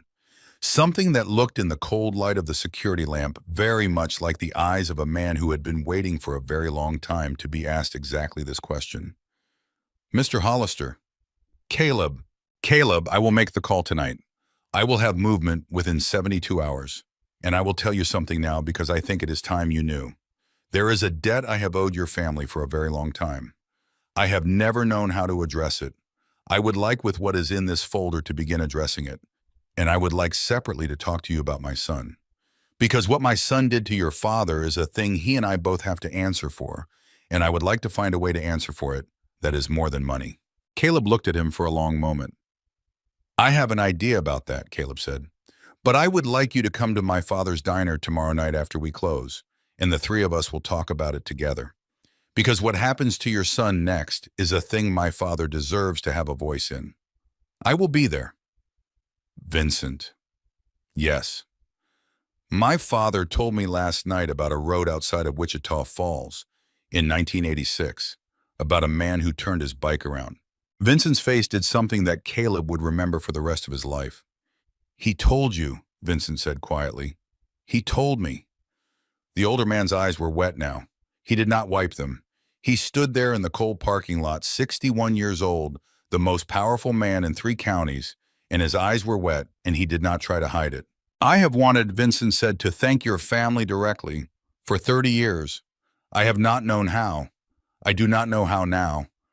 I would like to come to the diner tomorrow. Come to the diner tomorrow, Caleb said. The two men stood there for another moment. Then Vincent extended his hand. Caleb took it. They shook once, and then they let go. Vincent got back in his SUV. Caleb walked back to his motorcycle. And Caleb Hollister stood beside his bike in the cold November dark and listened to the SUV's engine fade down the highway, and he understood that the day had ended on a piece of ground that was very far from where it had begun, and the work of the days ahead was going to be harder than the work of the day behind him. But at least for the first time since he had walked through the door of his father's diner and dropped a coffee mug on the floor, he could see the shape of the road that was in front of him. The road went through a young man named Tristan Ashford. The road went through a man named Roan Mercer. And the road went through a kitchen with a grill in it and a counter and a girl named Hollis and an old veteran named Frank who would be there at 5:58 in the morning. And at the end of that road, if Caleb did not stumble, was something that looked very much like the thing his father had spent 22 years building, which was a place where men could become better than they had been. Vincent Ashford arrived at Maybell's road stop the next night at 9:40. The diner had been closed for an hour. The neon sign was off. The chairs were up on the tables.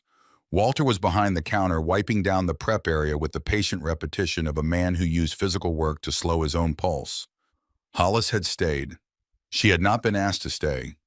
She had looked at Walter Hollister moving behind his counter with the careful, over-controlled movements of a man managing pain, and she had decided that leaving was not something she was capable of doing in good conscience. Caleb was sitting at the counter with a cup of coffee that had gone cold an hour before. The bell above the door rang once when Vincent walked in. He stood just inside the door for a moment, looking at Walter across the empty diner. He had taken off his coat in the car. He was wearing a dark sweater and slacks and the kind of shoes a man wears when he has been considering carefully what kind of presents he wants to bring into a room. Walter set down the rag. Vincent. Walter. The two men looked at each other across the length of the diner. There was history in that look, layered history, the kind that accumulated between two men who had orbited the same geography for 3 decades and never quite found a clean way to categorize what they were to each other. Come in, Walter said. Sit, there's coffee. Vincent walked to the counter. He sat one stool down from Caleb. Walter poured a mug and slid it across to him. Vincent wrapped both hands around the mug. He did not drink immediately. He looked down into the coffee. He looked at Walter. He looked at Hollis, who was at the end of the counter, trying very hard to be invisible. Miss Briggs. Sir, I want to say something to you directly, before anything else is said in this room tonight.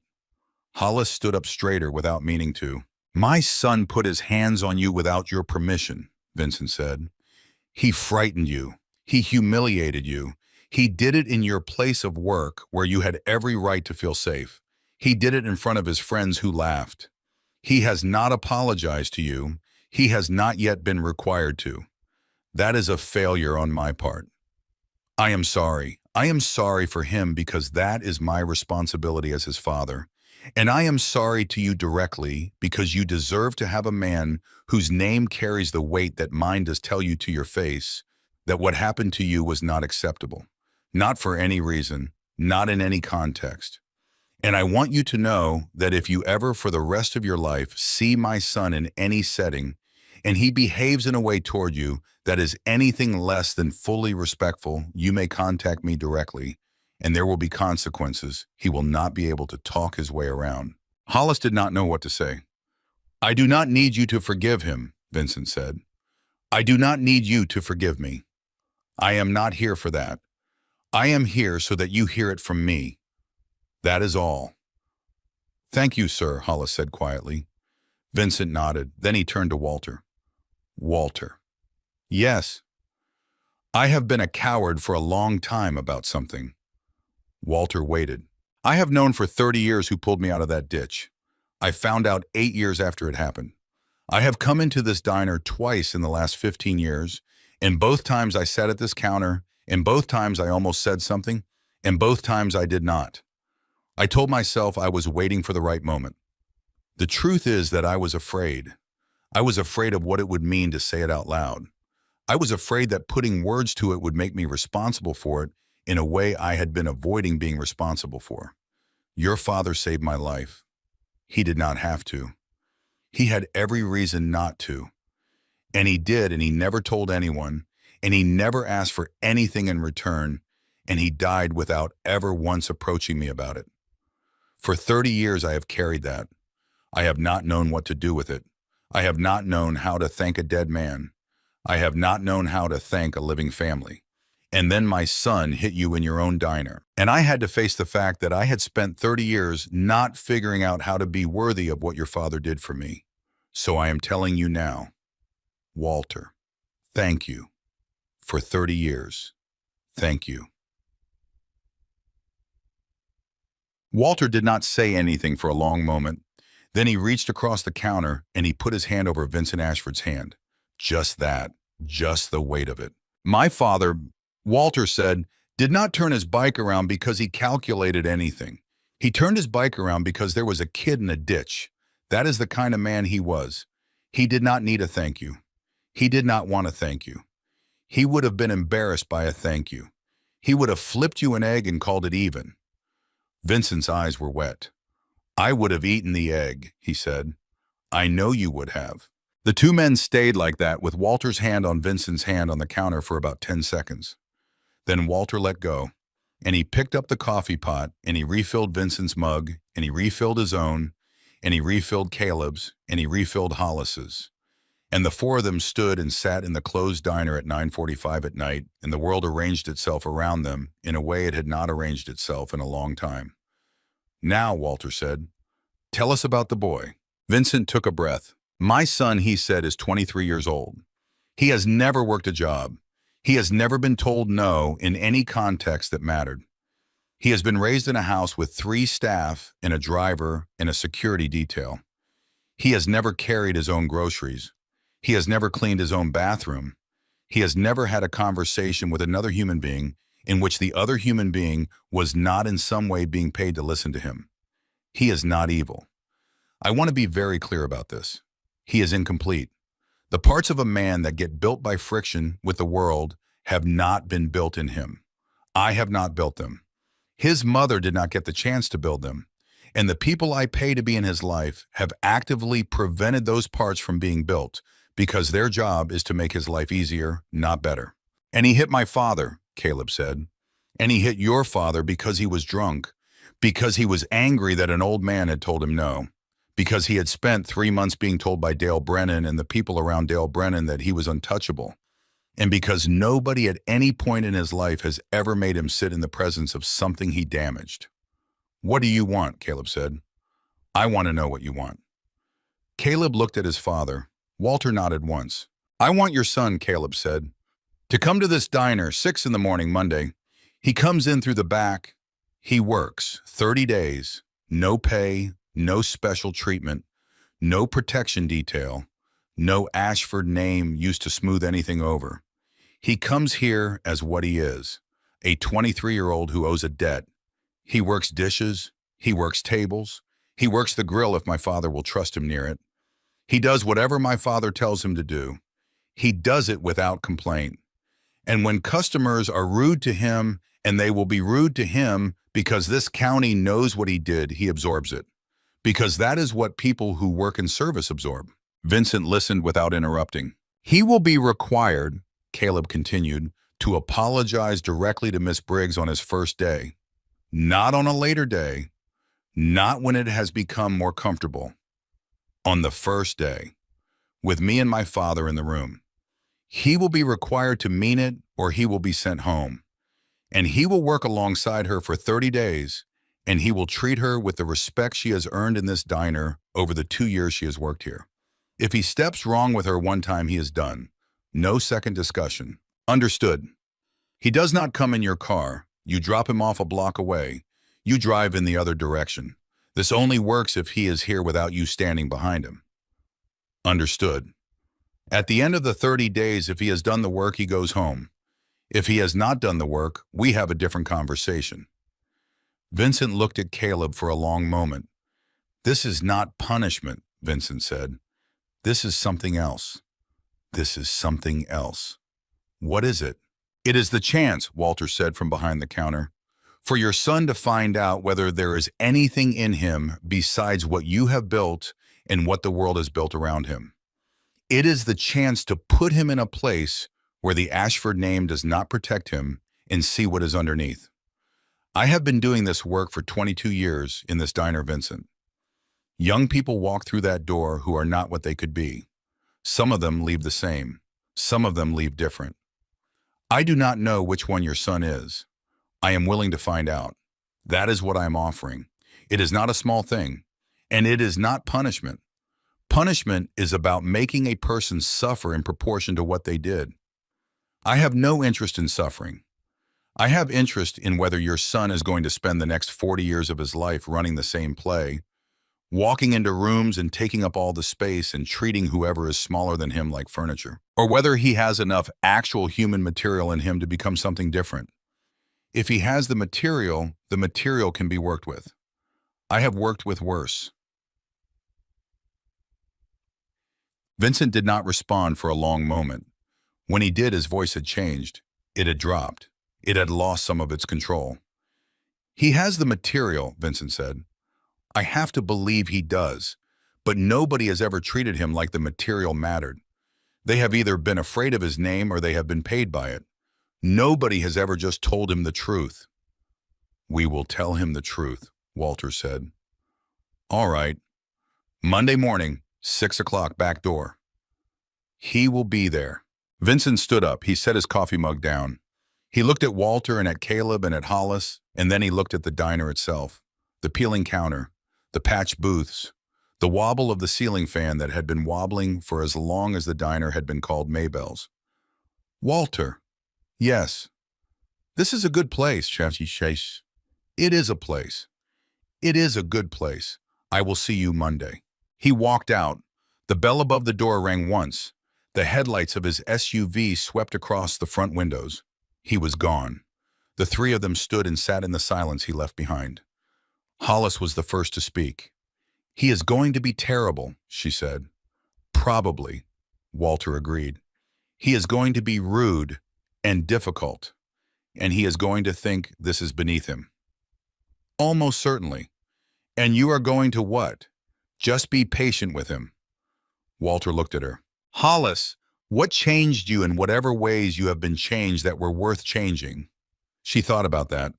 People who did not give up on me when I made it easy for them to. There you go.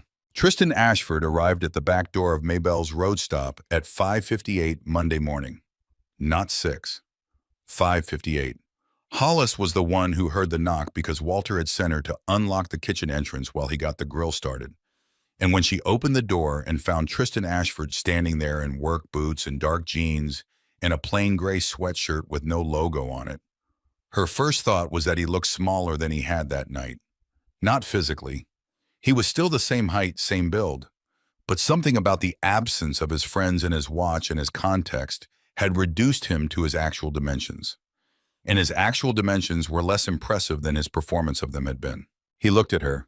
She looked at him. You are early, she said. Yeah. Come in.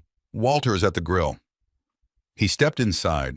He stood in the kitchen doorway looking at the space with the expression of a man who had walked into something and was now understanding that the something was real. Walter turned from the grill. Tristan. Mr. Hollister. His voice was careful, controlled, not humble, not yet. Because humility was something you arrived at rather than performed at the door. Apron is on the hook. Wash your hands at that sink. Soap is on the left. Tristan tied on the apron. He washed his hands. He came back into the kitchen. Before we begin, Walter said, there is something that needs to happen. Hollis. Come here, please. Hollis came to the kitchen. Walter turned to Tristan. You are going to apologize to her. Now, while I am standing here, and you are going to mean it, or you are going to walk back out that door and we will tell your father that this did not work and you will go home. Tristan looked at Hollis. He did not look at the floor. He did not look at Walter. He looked at Hollis directly. His face was open in a way it had not been the night he had grabbed her wrist. There was no performance in it. There was something closer to fear. Miss Briggs. Yes, I am sorry that I put my hand on you. I am sorry that I scared you. I am sorry that I treated you like you were not a person. I do not have a good reason for what I did. I was drunk and I was being stupid, and I have been raised in a way that made it possible for me to do that without thinking about it. And that is not an excuse, it is just the truth. I would understand if you do not forgive me. I would understand if you do not want me here. I am asking you to let me work because Mr. Hollister and his son have decided to give me a chance, and I would like to take it, but if you tell me to leave, I will leave. Hollis looked at him for a long moment. You can stay, she said. You work. You stay out of my way unless I need you for something. You do not call me sweetheart. You do not call me babe. You call me Hollis, or you call me Miss Briggs. You make eye contact when I talk to you. You do not interrupt me. You do what I ask the first time I ask. And if you do all of those things for 30 days, then at the end of it, we will see where we are. Yes, ma'am. Hollis. Hollis. Go to work. She walked back into the dining room. Tristan stood for a moment in the kitchen with his apron tied tight against his stomach and his hands clean and the grill smell of bacon already filling the space. And Walter watched him from behind the grill, and Walter saw something move across the young man's face that he had been hoping to see. Not change yet, just the conditions in which change was possible. Get the coffee going, Walter said. Pot is on the counter, filters in the drawer below, 3 scoops of grounds. Tristan? Yes, sir. You are going to be terrible at this for the first 3 days. Everybody is. Do not let being terrible at it make you defensive. You are not being graded on how good you are. You are being graded on whether you keep showing up. Yes, sir. Yes. The first week was the first week. Tristan was terrible at the work in the ways Walter had predicted, and in some additional ways Walter had not. He held dishes like they might transmit something. He refilled coffee with the mechanical precision of someone performing a duty rather than serving a person. When a trucker named Dale asked him twice to wipe down the booth before he sat, Tristan did it, but the set of his jaw made clear what he thought of the request. Mrs. Whitlock came in for lunch on the second day. She was 83. She had lost her husband in January.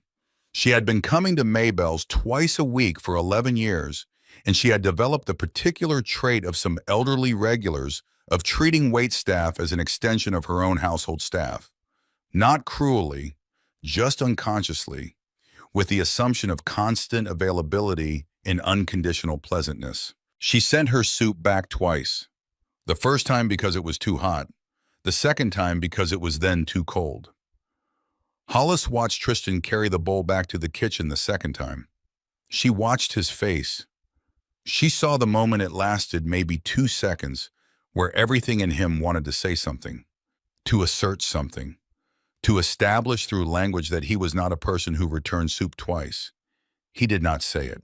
He brought the bowl back without a word. He heated it to what Walter told him was the correct temperature. He returned it to Mrs. Whitlock, who said, "Thank you, dear," without looking up from her crossword. Walter noticed. He did not say anything to Tristan about it. But that night when they were doing the close of day cleanup, and Tristan was mopping the floor with the defeated energy of someone who had just completed the worst day of his recent life, Walter said from behind the counter, "Mrs. Whitlock lost her husband in January. She has trouble sleeping. She comes in for the soup because her late husband used to make it for her on cold days, and she says ours is close." Tristan stopped mopping. "She is not trying to be difficult," Walter said. "She just does not have many things left that feel familiar." Tristan stood with the mop in his hands. "How do you know that?" he said. "Because she told me. Because I asked." Walter turned off the counter lights and went to his office, and Tristan stood in the half-dark diner holding a mop, and he looked at the booth where Mrs. Whitlock had eaten her soup, and his face did something he was not aware of doing. By the end of the first week, the county had opinions. Of course it did. Tristan Ashford working a lunch counter at a roadside diner was the kind of story that traveled fast. Frank Delaney came in every morning at 5:58, as he always did. He ordered his coffee and his biscuits and his sausage gravy. He watched Tristan with the patient attention of a man who had spent a year overseas learning to distinguish between people who were performing competence and people who actually had it. On the fourth day, Frank set his phone on the counter without looking up and said, "You know what I did before I retired?" Tristan, refilling his coffee from the wrong side and catching a look from Hollis that made him correct his position, said, "No, sir." Electrician, 40 years. You know what the first thing is when you are learning to read a circuit? No. You stop assuming you know where the power is and you start finding out where it actually is. Frank drank. A lot of young men walk into rooms assuming they know where the power is. They are usually wrong. Tristan looked at him for a moment. You are talking about the diner. I am talking about everywhere. The diner just works as an example. Frank went back to his biscuits. Tristan went back to the coffee carafe. But something had shifted in the set of his shoulders. Small, barely visible. The kind of shift you would miss if you were not paying attention to the right things. Hollis was paying attention to the right things. On the seventh night after the diner had closed, Caleb came back. He came in through the back. He stood in the kitchen doorway and watched Tristan finish wiping down the prep station. He waited until Tristan looked up. "I want to talk to you," Caleb said. "Sit at the counter." Tristan sat. Caleb sat across from him on the customer's side, which was a small thing but a deliberate thing. He poured himself a coffee. He poured Tristan one. He did not say anything for a long moment. "How is the work?" he finally said. "Hard." "Yes." "I am bad at it." "Yes." "I am trying not to be." "Yes, I can tell." Caleb drank his coffee. He set the mug down. He looked at the young man across the counter from him. "I want to tell you a story," he said. "I have not told this story to many people. My father knows it. The man I called yesterday knows it. About 6 other people on earth know it. I am going to tell it to you because I think you need to hear it, and because the version of me that is sitting here right now is not the version of me that lived this story, and you need to understand that the difference between those two versions is a thing that did not happen by accident." Tristan did not say anything. "When I was 28 years old," Caleb said, "I walked into a bar in a small town in Oklahoma. I had been a member of the Iron Vow Motorcycle Club for 4 years at that point. I had a reputation in the club for being someone who did not back down from things. I had been drinking. I was angry about something that today I cannot remember clearly. I had decided that I was not the kind of man who could be embarrassed in public.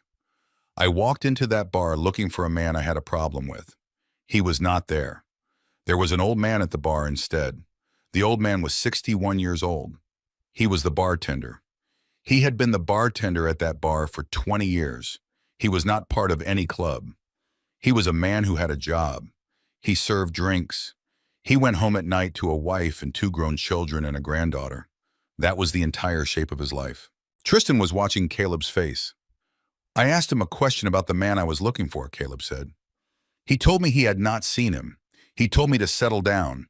He told me I was making the other people in the bar uncomfortable. He used the word son. He said, 'Son, you need to take a breath.' And I decided in that moment that I was not the kind of man who was going to be called son by a 61-year-old bartender in front of a room full of people." Tristan did not blink. "I hit him," Caleb said. "Once with my right hand as hard as I could. He was 61 years old. He was not expecting it. He went down. He hit the back of his head on the bar on the way down. I walked out. I rode away. The next morning, I was hungover. The next afternoon, I started to remember. The next night, a brother of mine came to my door and told me the old man had died. He had bled inside his head for 2 days. He had not woken up the morning after I hit him. He had been put on a ventilator. His family had been called. They had made the decision the second night to take him off the ventilator. His wife had been holding his hand when he died. His granddaughter had been in the room. The diner was completely silent. His name, Caleb said, was Earl Lanigan. He was 61 years old. He was 3 years from retiring. He had been planning to take his wife to Florida. I do not know if they had bought the tickets yet. I know they were going to." Tristan was looking at the counter now. He was not looking up. "I served 4 years, Caleb said. Manslaughter, 2nd degree. I was lucky in the way that men like me sometimes get lucky in court. The Vow had a lawyer. The witnesses in the bar had reasons to remember certain things and not others. The 4 years was a gift I did not deserve. I have spent the rest of my life understanding that. I have spent the rest of my life thinking about Earl Lanigan. I think about his wife. I think about his granddaughter, who would be in her 40s now. I do not know where they are. I have never tried to find them because I do not think my arrival in their lives would be a gift. There are some things you cannot make right. There are some things you can only refuse to repeat. Caleb looked up at Tristan. Tristan looked up at Caleb. Tristan. Yes, sir. I am not telling you this to scare you. I am telling you this because you are standing right now in a place I stood 30 years ago. You are 23. My father is 79. The thing that was different in your case was that my father did not bleed inside his head. The thing that was different was a 1/4 inch, a different angle, a different counter. There is no version of that night where you should be sitting at this counter with me drinking coffee.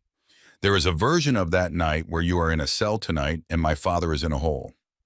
The fact that we are not in those two versions is a thing my father gave to you by being lucky and by being stubborn enough not to die. It is not a thing you earned.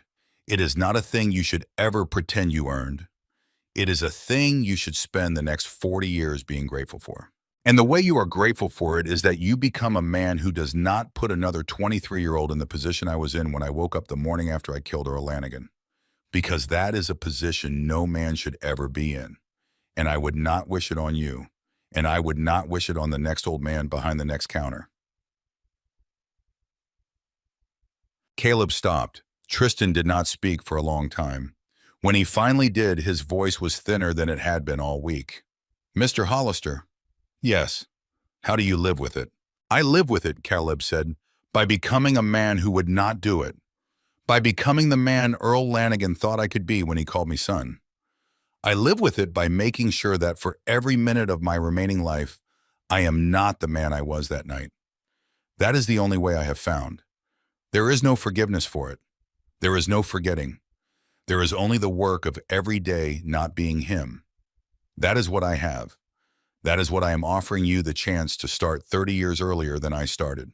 Tristan put his hands flat on the counter. He looked at them. He looked at Caleb. Thank you, he said quietly. Caleb stood. He left a 5 on the counter for his coffee. He walked to the back door. He turned. Tristan. Yes, sir.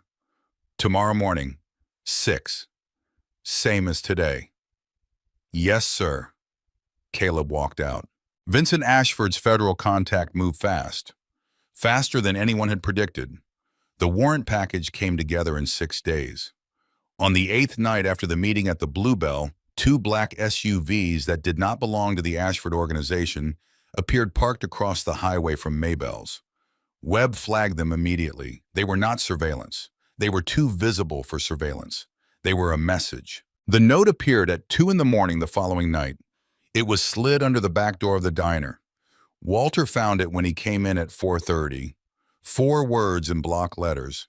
30 days is too long. Walter called Caleb. Caleb called Webb. Webb called 9 other men. By 5:45 the next morning, there were 6 motorcycles in the parking lot of Maybell's road stop. By 6, there were 9. By 6:30, there were 11. They came in 1s and 2s. Quiet. They ordered coffee. They sat at counter stools and corner booths. They talked in low voices. They did not wear colors. They did not need to. The presence of them in the diner was less like an occupation and more like a congregation. Frank Delaney arrived at 5:58 as always. About time, he said to Walter. Mind your business, Frank.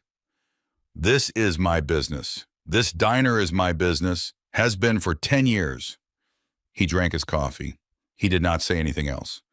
But the way he sat straighter than usual with the deliberate posture of a man who had decided something about his own position was its own kind of statement. Tristan arrived at 5:58 from the other direction and stopped when he saw the motorcycles. He stood outside the back entrance for a moment looking at the lot. Then he went inside. He found Hollis in the kitchen running the dishwasher cycle. He pulled his apron off the hook and tied it without being asked. What is happening? He said. Caleb's people. For protection.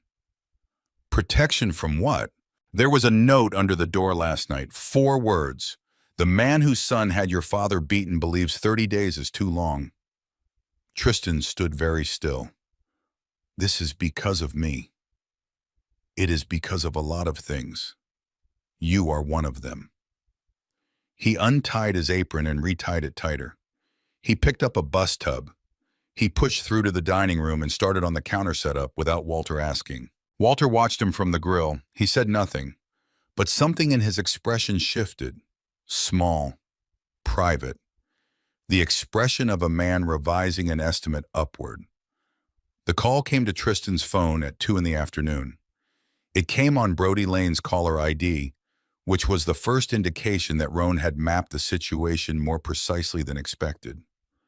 Tristan, flat, male, unhurried. You do not know me by name, but you have seen me. Tristan recognized the voice after 2 seconds. The bar, the man who had always been close enough to the conversation to hear it. He kept his own voice completely even. What do you want? I want you to understand something. What you are doing at that diner, the 30 days, the aprons, the whole performance, it is touching, it really is. But it ends today. Your friend Brody is with me right now. He is fine. He is going to stay fine. But I need you to walk out of that diner in the next 20 minutes and get in the car that is going to pull into the back lot.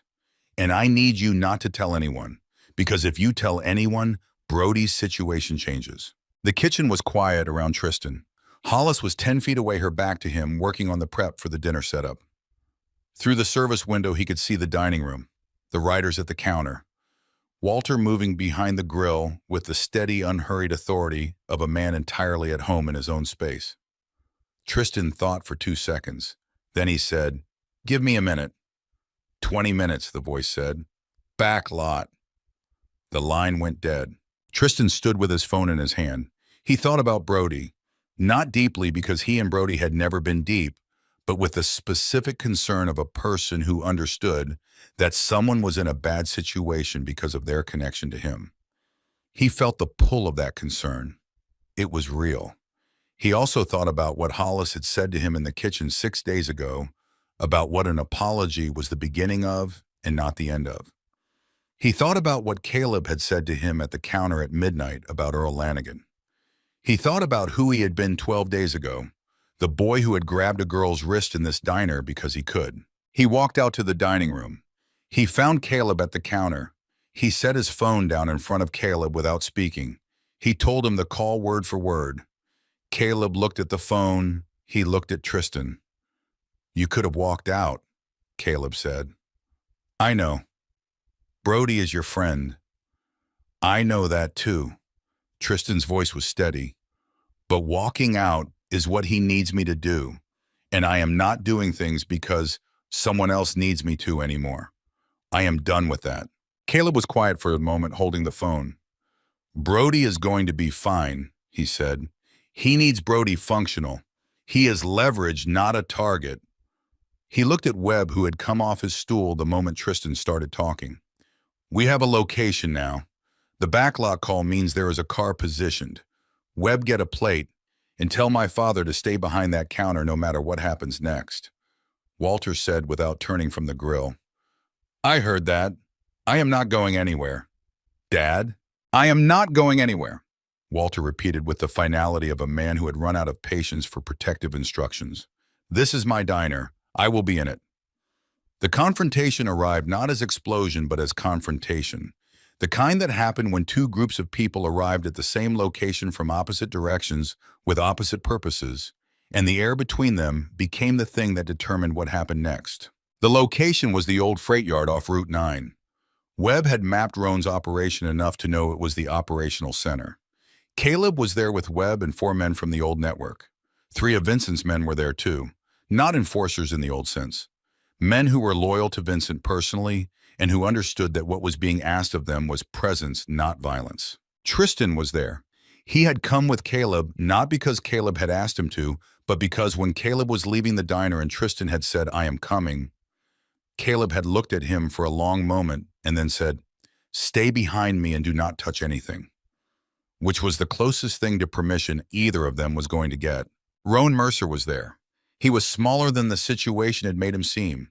That was always the way with men who built things from a distance. They were most impressive in the abstract. And then you met them, and you found a man in his late 50s with careful eyes and the contained energy of someone who had run on resentment so long it had become his primary fuel source. He had two men with him. He had Brody Lane standing slightly apart, not restrained, but obviously aware that leaving was not available to him. He looked at Caleb. He looked at the men around Caleb. He looked at Vincent's people.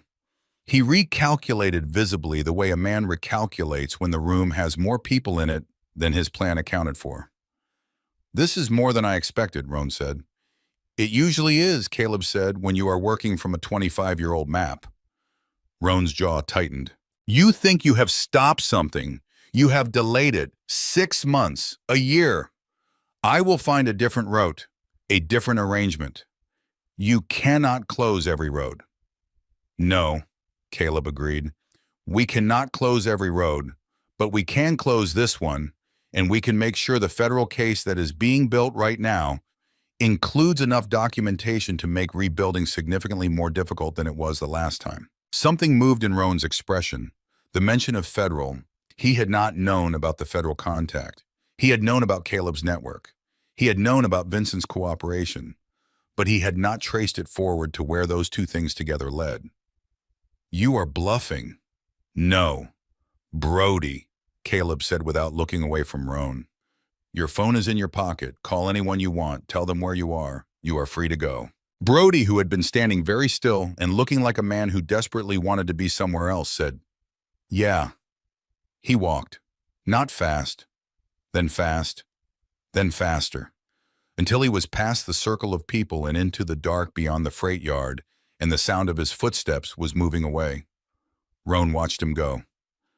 "You had one move," Caleb said. "Using him, he is gone. I have other moves." "Hey, you have two men. You have a network that has been documented and is currently being reviewed by people who have the authority to act on what they find. And you have a choice, which is the same choice you had 25 years ago. Except this time the people offering it to you have considerably less patience for waiting to see whether you take it seriously." "What choice?" "Stop," Caleb said. "Tonight, walk away from the operation. Cooperate with the investigation. Disappear from this county and every county connected to it. Or do not stop and find out what it looks like when two families who should have been enemies decide to be something else instead." Roan looked at him for a long time. He looked at the riders. He looked at Vincent's men. He looked at the space between them, at all the space that was currently the thing standing between him and a set of outcomes that ranged from manageable to catastrophic. Then he looked at Tristan, because Tristan was there, standing behind Caleb, not in the position Roan had spent months arranging him to be in. "You were supposed to be exactly what you were," Roan said, and the bitterness in it was pure and unfiltered. The bitterness of a man whose plan had been precise and elegant and had failed at its most human point. "You were supposed to be exactly what you have always been." Tristan met his eyes. "I know," he said. "I am working on that." Roan made his decision. He made it the way men make decisions when the options have genuinely narrowed, not with drama, not with a final speech, but with the quiet capitulation of someone who had run the numbers and found that they did not add up the way they used to. He put his hands up. Both men behind him did the same. The FBI arrived 11 minutes later, which was 4 minutes after Vincent's contact had confirmed the warrant was signed. They secured the freight yard. They secured Roan and his two men. They began the process of working backward through the documentation that Caleb and Webb had assembled. It took the rest of the night. By 4 in the morning, 3 distribution points had been identified and flagged for coordinated action. By 5, the operation that Roan Mercer had spent 8 years quietly reconstructing was being dismantled from 4 directions simultaneously by people with the legal authority to make the dismantling permanent. Caleb watched it happen from the edge of the freight yard with his hands in his pockets and his jacket collar up against the November cold, and he felt something that took him a moment to identify. It was the specific relief of a man who had gone looking for justice and found it without having to become someone he did not want to be. He drove back to the diner. Walter was there, because Walter was always there. Walter Hollister did not sleep during situations and never had, and he had been behind his counter at Maybell's road stop since midnight, making coffee for whoever needed it, doing inventory, with the systematic focus of a man who needed his hands occupied while his mind was somewhere else. The diner was full in the strange blue hour before dawn, with an assortment of people who had no particular reason to be there, except that they needed to be somewhere, and somewhere had become Maybell's road stop on Highway 287. The riders were there, Vincent's men were there, Frank Delaney was there, Hollis was there. She had been there since midnight, and she had made the coffee and cleared the cups and done the things that needed doing because that was what Hollis Briggs did and had always done. Caleb walked in through the back. Walter looked up. They looked at each other across the length of the diner. "It is done," Caleb said. Walter let out a long, slow breath. "Anyone hurt?" "No, Dad, no one. I promise." Walter nodded. He picked up the coffee pot. He started filling cups. Tristan arrived at 5:45, not from Vincent's car, on foot, which meant he had walked from wherever Vincent had dropped him, which, given the geography, was at least 8 blocks. He came through the back door, and he was carrying 2 large supply boxes, the dry goods delivery that was supposed to come at 7, which he had apparently intercepted from the delivery driver and carried himself. He set the boxes down. He tied on his apron. He looked at the diner full of people who had been part of the night he had just been part of. And he moved to the coffee station and started a fresh pot without being asked. Walter watched him from the grill. Hollis watched him from the counter. Frank Delaney on his stool at 5:58 as always watched him pour the first cup and bring it to the nearest table to one of the riders who was showing his age in the set of his shoulders. The rider said, "Thank you, son," without looking up, and Tristan said, "Yes, sir," and he moved to the next table. Walter cleared his throat. "Tristan?" Tristan turned. "Why are you early?" The question was quiet, genuine. The same question Walter asked the morning sky every day when he unlocked the diner. Not "why are you early," but "what brought you here? What kind of man are you becoming? What does it mean that you showed up before you had to?" Tristan held the coffee pot in both hands. He looked at Walter Hollister, the bruise around his eye finally fading to yellow at the edges. The athletic tape off his knuckles now, the spatula in his hand, the grill behind him, and the 22 years of early mornings that this specific man represented. He thought about the answer. He did not reach for the performance of an answer. He reached for the actual one. Because good men show up before they are needed. The diner was quiet. Then Frank Delaney picked up his coffee cup and drank. One of the riders shifted in his seat. Hollis pressed her lips together in the way that somewhere private would have been a different expression. Walter Hollister looked at the young man standing in his kitchen holding a coffee pot at 5:45 in the morning. And something in the old man's face moved. Something deep and unhurried and certain. He turned back to the grill. "There is biscuit dough in the bowl," he said. "Get it in the oven. We open in 15 minutes. "Yes, sir," Tristan said. He set the coffee pot down. He found the bowl. He found the pan. He did the work. Vincent Ashford came in at 7. He sat at the counter. Not in a booth, not at a table. At the counter. The way the regulars sat. The way people sat when they wanted to be in the life of the place rather than apart from it. He ordered coffee. He did not announce himself. He did not reference anything that had happened the night before. When Tristan brought him his coffee, Vincent looked at his son for a long moment. Tristan looked back. "You did well." Not loudly, not for the room, just directly to his son. The way a statement is made when it is meant as truth rather than performance. Tristan nodded. He set the coffee down. He moved to the next customer. Vincent watched him go. Then he looked at Walter, who had been watching this exchange from the grill, with the expression of a man who had seen exactly what he hoped to see. "You did something I could not," Vincent said. Walter shook his head. "I did not do anything to him. The work did it. The people in this diner did it. I just kept the door open." "That is not nothing." "No, it is not." They were quiet together for a moment. 2 men in their 60s, one who had built an empire, one who had built a diner, both of whom had made decisions in their lives that had cost them things they could not fully account for, and both of whom were sitting in a roadside diner at 7 in the morning on the other side of a night that had closed something and opened something simultaneously. "My grandfather was a cook," Vincent said. Walter looked at him. "For 30 years, in San Antonio. He fed people who could not always pay. He never talked about it as charity. He talked about it as what you did when you could cook and someone was hungry." Walter nodded slowly. I want to do something for this diner, Vincent said. Not a check, not a renovation. Something that reflects what this place actually is. Walter was quiet for a moment. You want to know what this diner actually is? Yes. It is a place where people who are tired come and have someone pay attention to them for the duration of a meal. That is all. That is the whole of it. If you want to do something for it, send me customers who need that. That is the only gift this place can use. Vincent looked at him. He nodded, the nod of a man who had received something worth receiving. All right, he said. He drank his coffee.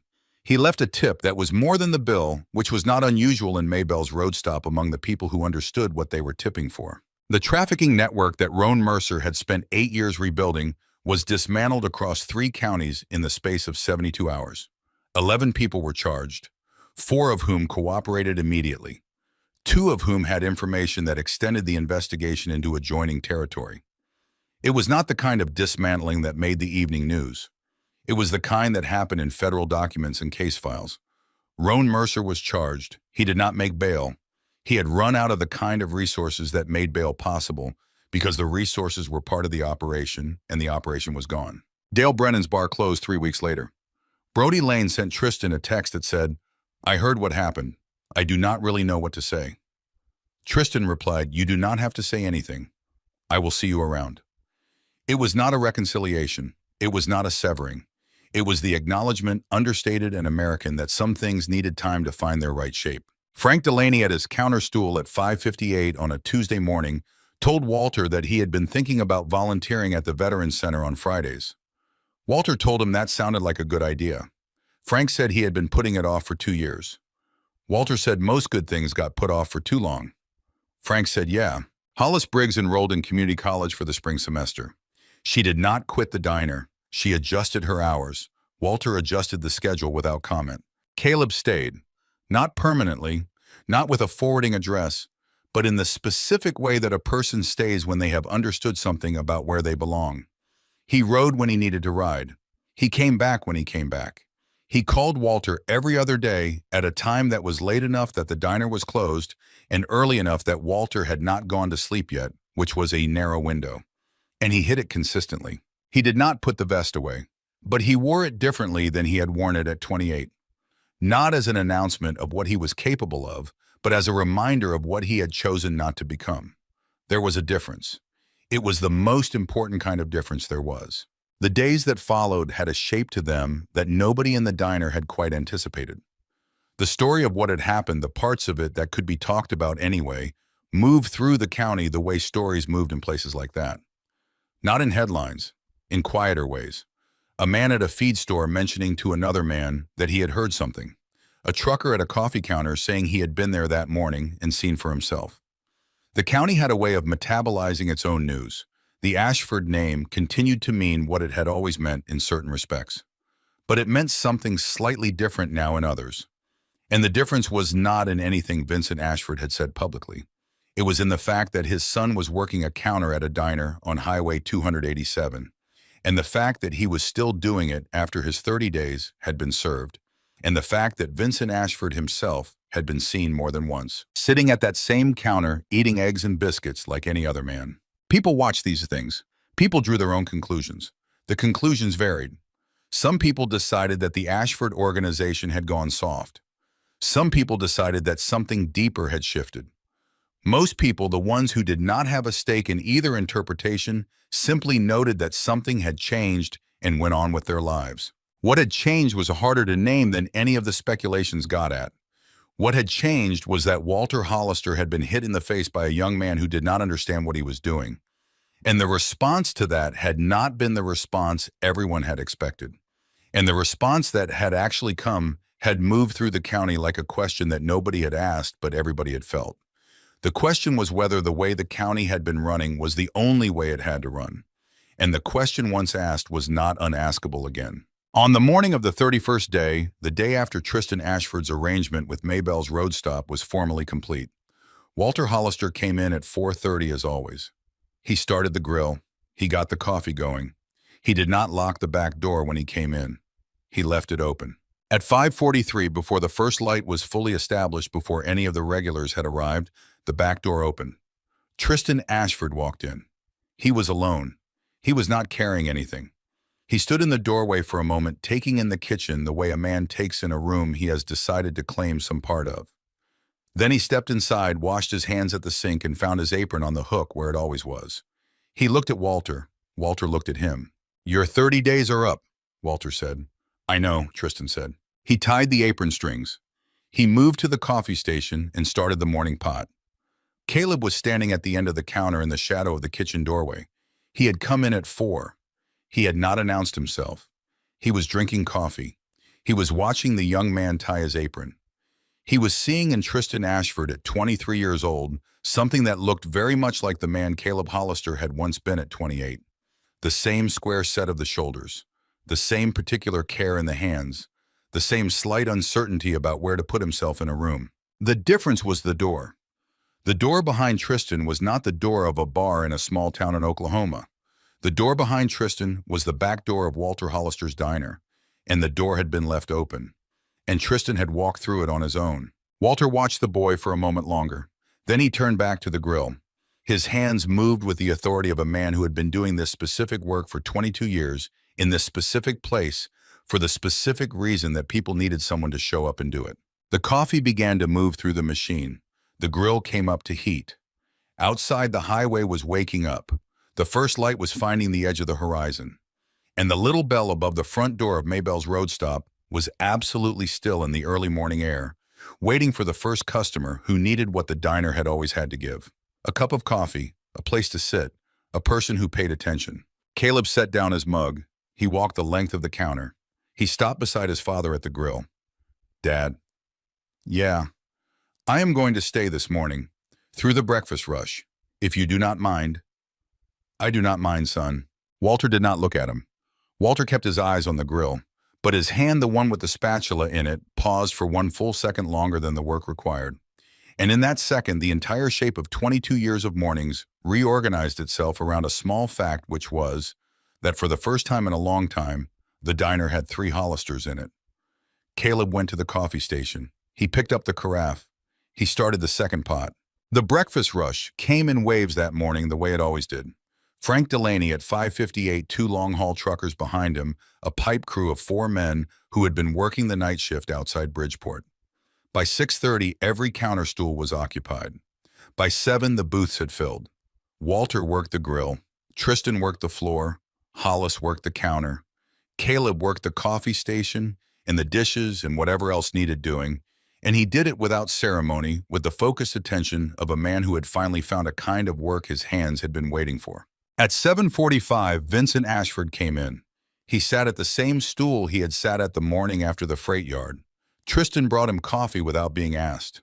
Vincent watched his son move through the dining room. He did not say anything about it. He drank his coffee and he ate a plate of eggs and biscuits and gravy that Walter put in front of him without comment, and when he was done, he left $20 on a $9 tab and stood up to leave. "Vincent," Walter said. Vincent turned. "Yes. Your boy is doing all right." Vincent looked across the diner at Tristan, who was clearing a table and listening to a trucker tell him a story about a dog the trucker had owned in 1994. "He is. He has more in him than anyone gave him credit for. Including me. Including you." Vincent nodded. He put on his coat. He paused at the door. "Walter." "Yes. I am going to send some people here. Not all at once, over time. People who work for me or people who used to. People who are tired. People who need a place to sit for an hour without being asked anything. I will not announce them. I will not pay you for them. They will just come." "That is how it works," Walter said. "That is how it works." Vincent walked out. The bell above the door rang once. Frank Delaney, still at his stool, watched the door close. He turned to Walter. "Walter." "Yes, Frank. I called the Veterans Center yesterday. I am starting Friday." "Good. I am going to teach a class. They asked me, basic electrical, for the boys coming back who do not know what to do with their hands yet." Walter looked at him. "Frank Delaney." "Yes. That is a good thing you are doing. I should have done it 2 years ago. You are doing it now. That is the part that counts." Frank drank his coffee. He left his $3 on the counter. He stood up. He walked out the way he always walked out, with the careful deliberateness of a 71-year-old man. But there was something different in the set of his shoulders, and Hollis noticed it from the counter, and she pressed her lips together in the way that somewhere private would have been a smile. Hollis was the next to leave for the day. Her shift ended at 9. She untied her apron. She hung it on the hook. She picked up her bag from behind the counter. "Mr. Hollister." "Yes, Hollis." "I will see you Wednesday." "Wednesday." She paused at the door. She looked at Tristan, who was at the coffee station, refilling a carafe. "Tristan," he turned. "Yes, Hollis." "You did all right." "You—" She walked out before he could respond. The bell rang once. Tristan stood with the carafe in his hand and watched her cross the parking lot to her car, and his face did something quiet, and he set the carafe down and turned back to the work. Caleb watched all of this from the dish station at the back of the kitchen. He watched his father at the grill. He watched the young man at the coffee station. He watched the regulars eating their breakfast, and the truckers paying their checks, and the cold November light coming through the front windows. And he understood in a way he had not understood at any other moment in his 58 years on Earth that he was exactly where he was supposed to be. He thought about Earl Lanigan. He did not push the thought away. He let it sit. Earl Lanigan was 61 years old. He had been 3 years from Florida. His granddaughter had been in the room when he died. Caleb thought about her now. He thought about her every day. He had not stopped thinking about her in 30 years, and he was not going to stop thinking about her in the 30 years he had left. But this morning, for the first time in a long time, he thought about her with something other than the dead weight of unredeemable debt. He thought about her, and he thought about Tristan Ashford pouring coffee at 5:43 in the morning, and he thought about his father at the grill, and he thought about the kid in the drainage ditch in 1986, who had grown up to be a man who would walk into a diner and sit at a counter and try to thank a dead man for 30 years of borrowed life. The chain of it, the shape of it, the way one man's decision in one moment rippled outward across decades and into rooms that man would never see. Earl Lanigan had called him son. Walter had asked him to live. His grandfather had turned his bike around. And Caleb Hollister, 58 years old, was standing at a dish station in his father's diner in Parker County, Texas, washing coffee mugs at 9 in the morning on a Tuesday in November. And he was not the man he had been at 28, and he was not the man he had been at 40, and he was not the man he had been at 50. He was somebody new. He had been becoming somebody new for 30 years. And the becoming was not finished. The becoming was never going to be finished. That was the work. That was the whole of it. He set a clean mug in the rack. He picked up another one. He washed it. The morning kept moving. A truck driver named Bo, who had been coming to Maybell's once a month for 6 years, took the stool at the corner. Tristan brought him coffee without being prompted. Bo nodded thanks. Bo did not look at Tristan with anything in particular. Bo had heard who Tristan was. Bo had decided that whatever the story was, it was somebody else's business. Bo drank his coffee. Bo ate his eggs. Bo paid his check. Bo left. That was the way most of it went. The county had absorbed the story the way the county absorbed most stories, with a quiet that contained inside it a million private adjustments, none of which would ever be spoken aloud, but all of which added up to a different kind of place than the place had been 3 months earlier. Vincent Ashford did what he said he would do. Over the following weeks, men and women began showing up at Maybell's who had not shown up before. A retired pit boss from the casino who came in twice a week and sat in the back booth and read paperback westerns and tipped 70%. A widow whose late husband had worked Ashford security for 20 years and who had not eaten breakfast outside her own kitchen since he died. 2 of Vincent's drivers off duty who came in together on Sundays and ordered the same thing every week and called Walter sir and tipped in cash. None of them were announced. None of them mentioned Vincent. They just came. And Walter fed them. And the diner expanded around them the way it had always expanded around whoever needed to be inside it. Tristan finished out the winter at Maybell's. He had not said anything about staying past the 30 days. Walter had not said anything about asking him to. The arrangement had simply continued the way arrangements continued in places like this, by mutual silence and the daily fact of him showing up. By February, he had learned the grill. By March, he could run the floor alone for the slow hours between the breakfast rush and the lunch one. By April, Walter had stopped telling him what to do most mornings because there was nothing left to tell him. He knew the work. He moved out of his apartment in Fort Worth in the second week of February. He rented a small place 10 minutes from the diner. He bought a used pickup truck. He learned the names of all the regulars. He learned which of them wanted to be left alone in the morning and which of them wanted somebody to ask about their grandkids. He learned that Mrs. Whitlock liked her soup at exactly 175 degrees, and he learned why, and he never let it leave the kitchen at any other temperature. Caleb came and went. He kept the place in Mineral Wells. He spent more nights at Walter's than he did at his own home, but he did not move in, and Walter did not ask him to, because both of them understood that the rhythm of how Caleb showed up was its own kind of presence, and that asking him to be there every night would have changed something both of them wanted to leave the way it was. Webb stopped by every couple of weeks. Marlon Pace came down from Wichita Falls once in early December, sat at the counter, ate 2 pieces of pie, drank 3 cups of coffee, hugged Walter without speaking, and drove home. The friend who had sent the text was eventually introduced to Caleb on a porch in a small town outside Bowie on a Saturday in March. The two of them talked for 2 hours. Caleb did not tell Walter what they had talked about. Walter did not ask. The diner kept opening at 4:30 in the morning. The diner kept closing at 9 at night. The coffee kept getting made. The eggs kept going on the grill. The bell above the door kept ringing every 4 to 7 minutes during the breakfast rush. And the world kept turning. A man Walter Hollister had decided a long time ago was not measured by the room he commanded, or the fear he generated, or the name that opened doors. A man was measured by who felt safe when he walked in. And in the diner that morning at the beginning of the 31st day, and at the beginning of every morning after every person who would come through that door, the tired truckers and the old veterans, and the single mothers counting their change, and the young men still figuring out what they were. Every one of them would find the same thing waiting. Somebody had already shown up. The coffee was already made, and the door was already open.